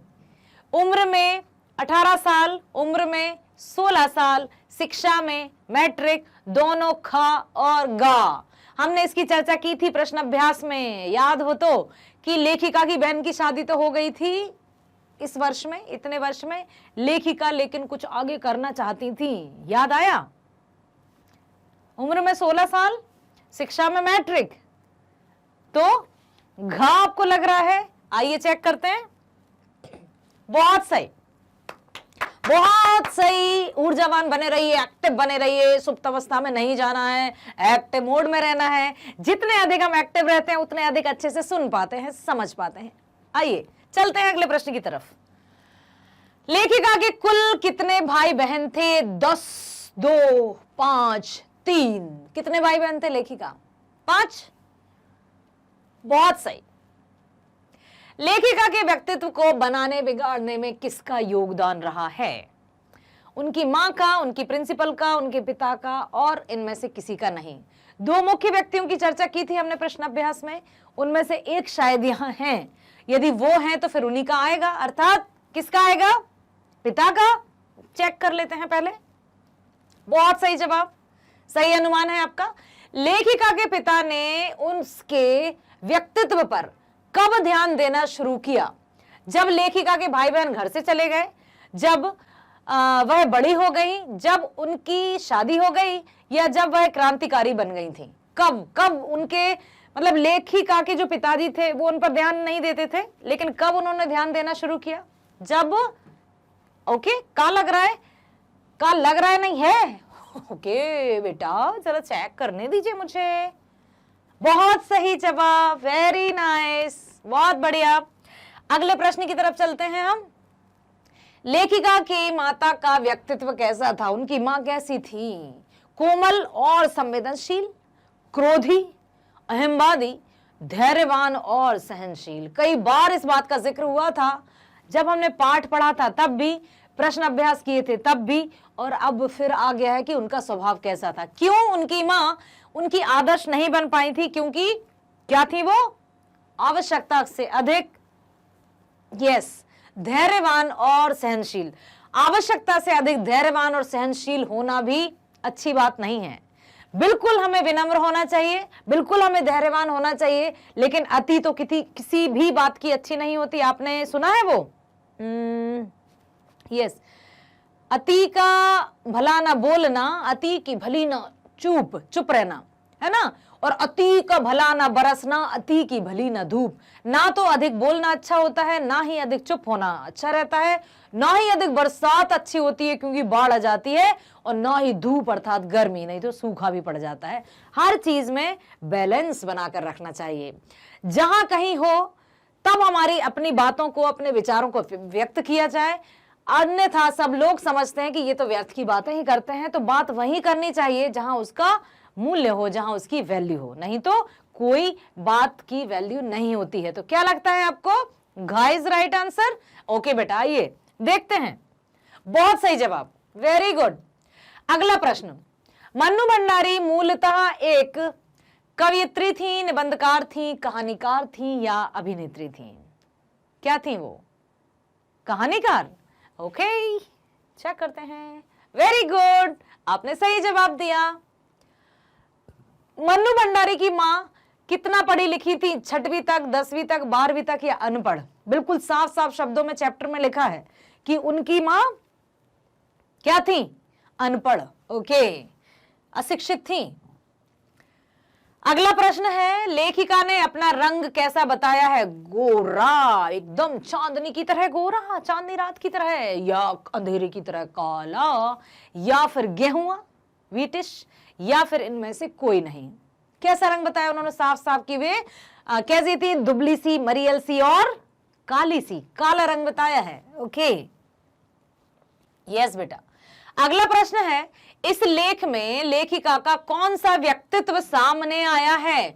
गुस्सैल, गुस्सा करने वाला, उद्दंड, किसी की बात ना सुनने वाला, शर्मीला, बिल्कुल शाय नेचर, किसी से कोई बात नहीं करनी, या फिर स्वतंत्रता सेनानी की भांति, बिल्कुल अपने आप को, अपने वजूद को हमेशा सामने रखना, एक कुशल नेतृत्वकर्ता की तरह आगे रहना। ठीक है, देखते हैं। स्वतंत्रता सेनानी लगा आपको? आइए चेक करते हैं, और आपको बिल्कुल सही लगा। अगला, भग्नावशेष का क्या अर्थ होता है? भग्नावशेष, घमंडी, कष्टग्रस्त, खंडहर, दबदबा। बताइए, आपने 9th क्लास में एक चैप्टर पढ़ा होगा तो आप जरूर इस शब्द का तुरंत अर्थ बता देंगे। नाना साहब की पुत्री देवी मैना को भस्म कर दिया गया था, उसमें ये शब्द आया था। यस, बताइए क्या घमंडी हो सकता है इसका? कष्टग्रस्त? नो। खंडहर? थोड़ा थोड़ा लग रहा है। यो दबदबा? No. Let me check. Yes, अवशेष मतलब खंडहर बचा है, मतलब एकदम खंडहर। ठीक है, तो खंडहर इसका सही जवाब है। आगे चलते हैं। लेखिका के पिता शक्की स्वभाव के क्यों थे? शक्की, शक्की समझते हैं? शक करने वाले, डाउट एकदम कि ऐसा क्यों, तो ऐसा क्यों, तो ऐसा क्यों, ऐसा क्यों, मतलब क्यों ऐसा नहीं करना चाहिए, गलत है, लाइक बहुत सारी बातें। गरीबी के कारण, चिंता के कारण, अपनों के विश्वासघात के कारण, या इनमें से कोई नहीं। बिल्कुल स्पष्ट रूप से मेंशन किया गया था चैप्टर में, और जब हम पाठ का सार पढ़ रहे थे और पाठ पढ़ रहे थे तब साफ साफ वहां लिखा था कि वे शक्की स्वभाव के क्यों हो गए थे। गा। ओके, बहुत सही, वेरी गुड। अगले प्रश्न की तरफ चलते हैं। लेखिका के पति किस पत्रकार के संपादक थे? राजेंद्र कुमार जी की बात हो रही है। लेखिका के पति हंस, गंगा, आलोचना या सारिका? कौन सा मतलब किस पत्रकार के संपादक थे वे? हंस के थे, गंगा के थे, आलोचना के थे या सारिका के थे? क्या लग रहा है आपको? No idea, let me. हंस, याद रखिएगा, राजेंद्र प्रसाद जो थे क्या थे? हंस पत्रकार के संपादक रहे थे। ओके, ठीक है, समझ में आया बेटा? अगला प्रश्न, लेखिका के भाषण की किसने तारीफ की थी? डॉक्टर राजेश ने, डॉक्टर राजेंद्र ने, डॉक्टर अंबालाल ने या इनमें से कोई नहीं? कंफ्यूजन? क्या डॉक्टर राजेश थे, क्या डॉक्टर राजेंद्र थे, या डॉक्टर अंबालाल थे, या इन तीनों में से कोई भी नहीं थे, कोई और ही थे? डॉक्टर अंबालाल? अरे वाह वाह वाह, पक्का? चेक करते हैं। बहुत बढ़िया, बहुत बहुत बहुत बहुत बढ़िया, वेरी गुड। आगे चलते हैं। लेखिका ने किससे शादी की थी? जस्ट अभी हमारी चर्चा हुई है, राजेंद्र से, राजेश से, दीपेश से या दीपेंद्र से? राजेंद्र से, जो हंस पत्रकार के संपादक थे। याद रखिएगा, लेखिका ने राजेंद्र से शादी की थी जो संपादक थे। Okay, yes. त्याग पत्र किसने लिखा है? त्याग पत्र जैनेन्द्र जी, अज्ञे जी, यशपाल जी या भगवती चरण वर्मा जी? देखिए, हम भगवती चरण वर्मा की अभी अभी रचना पढ़ चुके हैं, अज्ञे जी की भी हम पढ़ चुके हैं, जैनेन्द्र हंस के थे, कहीं यशपाल की तो नहीं? हो सकता है ना भी हो या हो भी। जैनेन्द्र जी की, यस। त्याग पत्र किसकी है? जैनेन्द्र जी की। ठीक है, आगे चलते हैं। शीला अग्रवाल किस विषय की प्राध्यापिका थी? अब तो मैं यूं बैठ गई हूं, मतलब चुपचाप खड़ी हो गई हूं। आप बताइए, शीला अग्रवाल जो थी वो किस विषय की प्राध्यापिका थी? इतिहास, भूगोल, गणित या हिंदी? यस, हिंदी की प्राध्यापिका थी, जिन्होंने लेखिका को बहुत सारा पढ़ने के स्थान पर चयन करके पढ़ने पर फोकस्ड किया। साथ ही साथ लेखिका के मन में स्वतंत्रता की जो चिंगारी है वो उन्हीं ने बीज बोया, और साथ ही साथ परिणाम स्वरूप हमने देखा कि लेखिका ने कितने जोरदार तरीके से, उत्साहपूर्ण तरीके से समाज में जन जागृति फैलाई थी। ठीक है, तो हिंदी की प्राध्यापिका थी। ठीक है, चेक कर लीजिए, बहुत सही। सन 1946-47 के दिनों में देश का माहौल कैसा था? किस तरह का माहौल था? क्या देश को स्वतंत्र कराने का जोश उफान पर था? उफान पर, एकदम टॉप पर था। देश में युद्ध की स्थिति बनी हुई थी, स्वतंत्रता की तैयारी चल रही थी, यह संविधान तैयार किया जा रहा था? क्या चल रहा था उस समय? पहला? पक्का? आइए चेक कर लेते हैं। और आपने एकदम सही जवाब दिया, बहुत सही, गुड लिसनर, वेरी गुड। लेखिका के पिता का व्यक्तित्व कैसा था, कैसी पर्सनालिटी थी उनकी, कोमल और संवेदनशील, क्रोधी, अहंवादी या इनमें से सभी? क्या कोमल और संवेदनशील थे लेखिका के पिता? नो। ओके, क्रोधी थे? यस। अहंवादी थे या नहीं? थे भी नहीं भी इनमें से सभी? ये नहीं थे तो सभी? ये चेक करते हैं। बिल्कुल, आप इतना चिंता ना करें। देखिए, अब मैं बता देती हूं आपको कि कहीं ना कहीं उनके मन में कोमलता थी, संवेदनशीलता थी, क्योंकि तभी तो वे अपनी बच्चियों को एक मतलब यदि हम यहाँ कहें कि देखिए पत्नी के साथ उनका व्यवहार अलग था, लेकिन बच्चों के प्रति जो कोमलता थी, आर्थिक स्थिति कमजोर होने के बाद भी ये कहाँ शो हुआ उनका ये वाला स्वभाव, जब उनकी आर्थिक स्थिति कमजोर हो गई थी और वे बिल्कुल भी नहीं चाहते थे कि इसका प्रभाव उनके बच्चों पर पड़े, क्योंकि बच्चों को वो हमेशा खुश देखना चाहते थे। तो यहाँ पर उनकी संवेदनशीलता और कोमलता साफ साफ झलकती थी। ठीक है, आगे चलते हैं। लेखिका के पिता किस कारण की वजह से इंदौर से अजमेर गए थे? सांस्कृतिक कारण, आर्थिक कारण, ऐतिहासिक कारण या कोई भी नहीं? इनमें से कौन सा कारण था बेटा जिसके कारण उनको कहां से कहां जाना पड़ा था, इंदौर से अजमेर? सांस्कृतिक, कल्चरल एक्टिविटीज, आर्थिक, इकोनॉमिकल या हिस्टोरिकल या इनमें से कोई नहीं? आर्थिक स्थिति, लेट मी चेक। आपने तो सही बताया है, क्योंकि उनकी स्थिति बड़ी कमजोर हो गई थी, है ना। मन्नू भंडारी का जन्म किस राज्य में हुआ था? उत्तर प्रदेश, मध्य प्रदेश, राजस्थान या बिहार? कहां जन्म हुआ था लेखिका का? मध्य प्रदेश में। आइए चेक करते हैं। यस, बहुत सही। लेखिका की बड़ी बहन का क्या नाम था? सुशीला, पुष्पा, सुमन या मीराबाई? सुशीला। शीला अग्रवाल उनकी शिक्षिका थी और सुशीला उनकी बहन थी। ठीक है, आइए देखते हैं। बहुत सही, आगे चलते हैं। लेखिका के किस व्यवहार से तंग आकर प्रिंसिपल ने लेखिका के पिता को बुलाया था? कौन सा व्यवहार था जिसके कारण कॉलेज की प्रिंसिपल तंग आ गई थी और उसने तुरंत से एक बड़ा सा लेटर लिखकर पिताजी के नाम भेज दिया था? आंदोलनकारी, अशिष्ट या फिर एकदम नहीं उद्दंड टाइप रहते हैं, या झगड़ालू? क्या?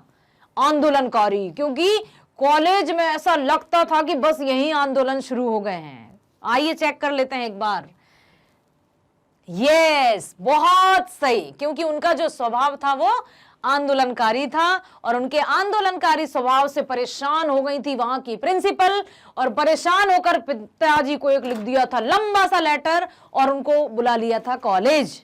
जब कॉलेज पिताजी आए थे और उनको आए तो थे क्रोधी स्वभाव में, लेकिन जैसे ही प्रिंसिपल ने उनकी बातें शिकायतें शुरू की कि आपकी बेटी तो ऐसा करती है, कॉलेज खाली कर देती है, उसकी आवाज पर सारा कॉलेज चला जाता है, वो आंदोलनकारी बन गई है, वो अधिक नेतृत्व करने लगी है, तो इससे उनका जो क्रोध था वो किस तरह से परिवर्तित हो गया था? गर्व में। ठीक है, तो अभी अभी आपने देखा, इस वीडियो में आपने क्या देखा बेटा? एक कहानी यह भी कि एमसीक्यूज अर्थात बहुविकल्पीय प्रश्न। इससे जो प्रीवियस वीडियो आपने देखा होगा, है ना, उसमें हमने क्या देखा था? प्रश्न अभ्यास। सबसे पहला जो चैप्टर का सार था, कहानी पढ़ी थी, और हमने ये भी जाना था कि मन्नू भंडारी जी का घर का माहौल कैसा था, किस तरह से वे कॉलेज में आया जाया करती थी। समझ में आया?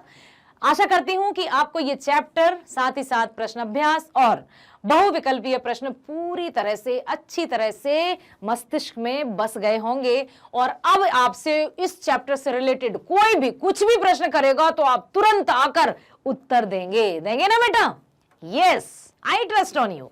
मुझे विश्वास है आप सुन रहे हैं। यदि आप ध्यान से सुन रहे हैं तो ये चैप्टर आपको हमेशा याद रहेगा, ये नहीं कि सिर्फ कुछ समय के लिए आया है और चला जाए। ठीक है, हाँ, अब मैं बता देती हूं कि आपको किसी भी विषय से संबंधित, किसी भी चैप्टर से संबंधित कोई भी जानकारी चाहिए तो आप किस तरह से मैग्नेट ब्रेन्स पर जा सकते हैं और अपने समय की बचत करते हुए उस पर डायरेक्ट एंट्री पा सकते हैं। क्या करना है?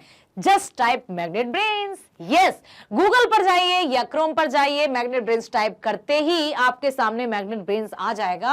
और साथ ही साथ CBSE English medium, CBSE Hindi medium, NTSC या ओलंपियाड, किससे रिलेटेड आपको जानकारी चाहिए उस पर आपको क्लिक करना होगा। मान लीजिए आप हिंदी मीडियम में जाना चाहते हैं, आप हिंदी मीडियम संबंधित सीबीएसई में जो भी विषय हैं उनको आप पढ़ना चाहते हैं हिंदी मीडियम में, तो आपको क्या करना होगा, just click on CBSE Hindi medium. जैसे ही आप सीबीएसई हिंदी मीडियम पर क्लिक करेंगे, आपके सामने आपके चहीते स्टार्स टीचर्स आ जाएंगे जो कि आपको हिंदी मीडियम में आपके सभी विषयों को पढ़ाते हैं और उनके बेस्ट वीडियोस यहां पर अपलोडेड हैं। यहां पर जो भौतिक विज्ञान अर्थात बायोलॉजी जिसको कहते हैं, रसायन विज्ञान, केमिस्ट्री, गणित या मैथ्स, इंग्लिश, हिंदी और सोशल साइंस। आपको हिंदी पढ़ना है ना, आइए हिंदी पर चलते हैं। तो हिंदी से रिलेटेड जैसे ही आप हिंदी पर क्लिक करेंगे, क्लिक करते ही आपके सामने कुछ स्क्रीन पर आ जाएगा। क्या आ जाएगा, जिसमें संपूर्ण जानकारी दी जाएगी कि यदि आप हिंदी वाला पेज या हिंदी मतलब हिंदी का वीडियो पर क्लिक करते हैं तो वहां पर क्या क्या आप देख सकते हैं, संपूर्ण विषय की जानकारी। हिंदी से आप क्या क्या पाएंगे इस वीडियो में, या हिंदी में आप क्या क्या पढ़ सकते हैं इस वीडियो के माध्यम से या हिंदी मीडियम चैनल के माध्यम से। तो सबसे पहले आप कक्षा 10वीं के हैं, है ना, तो आपको पाठ्यक्रम जानना होगा, आपको सिलेबस जानना होगा। तो जब आप सिलेबस पर क्लिक करेंगे तो आपके सामने आ जाएगी ये स्क्रीन।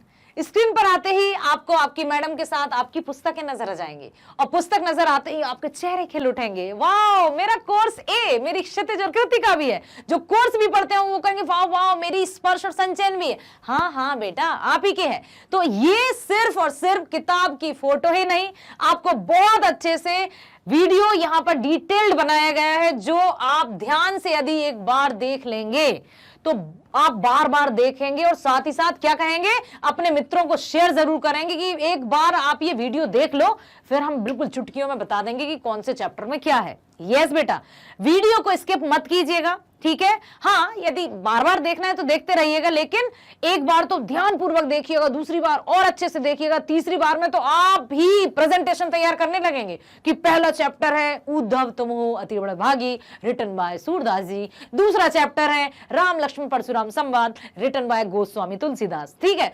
तीसरा है पायनपुर मंजे बसे, रिटन बाय कवि देव। इस तरह से ये सब जो मैं कह रही हूं ना, वो आप भी कहने लगेंगे। लेकिन उसके लिए क्या करना होगा, उसको जानने के लिए आपको क्या करना होगा, वीडियो को ध्यानपूर्वक देखना होगा। ओके, तो इस तरह से हम विषय की संपूर्ण जानकारी पाठ्यक्रम से ले सकते हैं। और मैग्नेट ब्रेन्स पर हमेशा बने रहिए, कोई चार्ज नहीं लिया जाएगा, कभी भी कोई भी आपसे कुछ डिमांड नहीं की जाएगी, कोई पेड सब्सक्रिप्शन नहीं है। इस बात का हमेशा ध्यान रखिएगा, मस्तिष्क में बसा लीजिए कि जो हम कहते हैं वो हम करते हैं। यस, मैग्नेट ब्रेन्स लेकर आया है आपके लिए स्कूल की शिक्षा 6वीं से 12वीं तक एकदम मुफ्त, 6 to 12th education free, 100% free बेटा, कोई सब्सक्रिप्शन नहीं, कोई चार्ज नहीं, कुछ भी आपसे कभी भी नहीं लिया जाएगा। लाइफ लॉन्ग आप मैग्नेट ब्रेन्स पर फ्री में वीडियोस देख पाएंगे। यस, तो इसके लिए सिर्फ और सिर्फ करना क्या है मेरे बच्चों, आपको लाइक करना है, सब्सक्राइब करना है और ज्यादा से ज्यादा शेयर करना है। यस, करेंगे ना? यस, मुझे पता है मेरे बच्चे बहुत अच्छे हैं और जो मैं कहती हूं वो करते हैं। ठीक है, चलिए मिलते हैं नेक्स्ट वीडियो में, तब तक के लिए नमस्कार, धन्यवाद, खुश रहिए, स्वस्थ रहिए।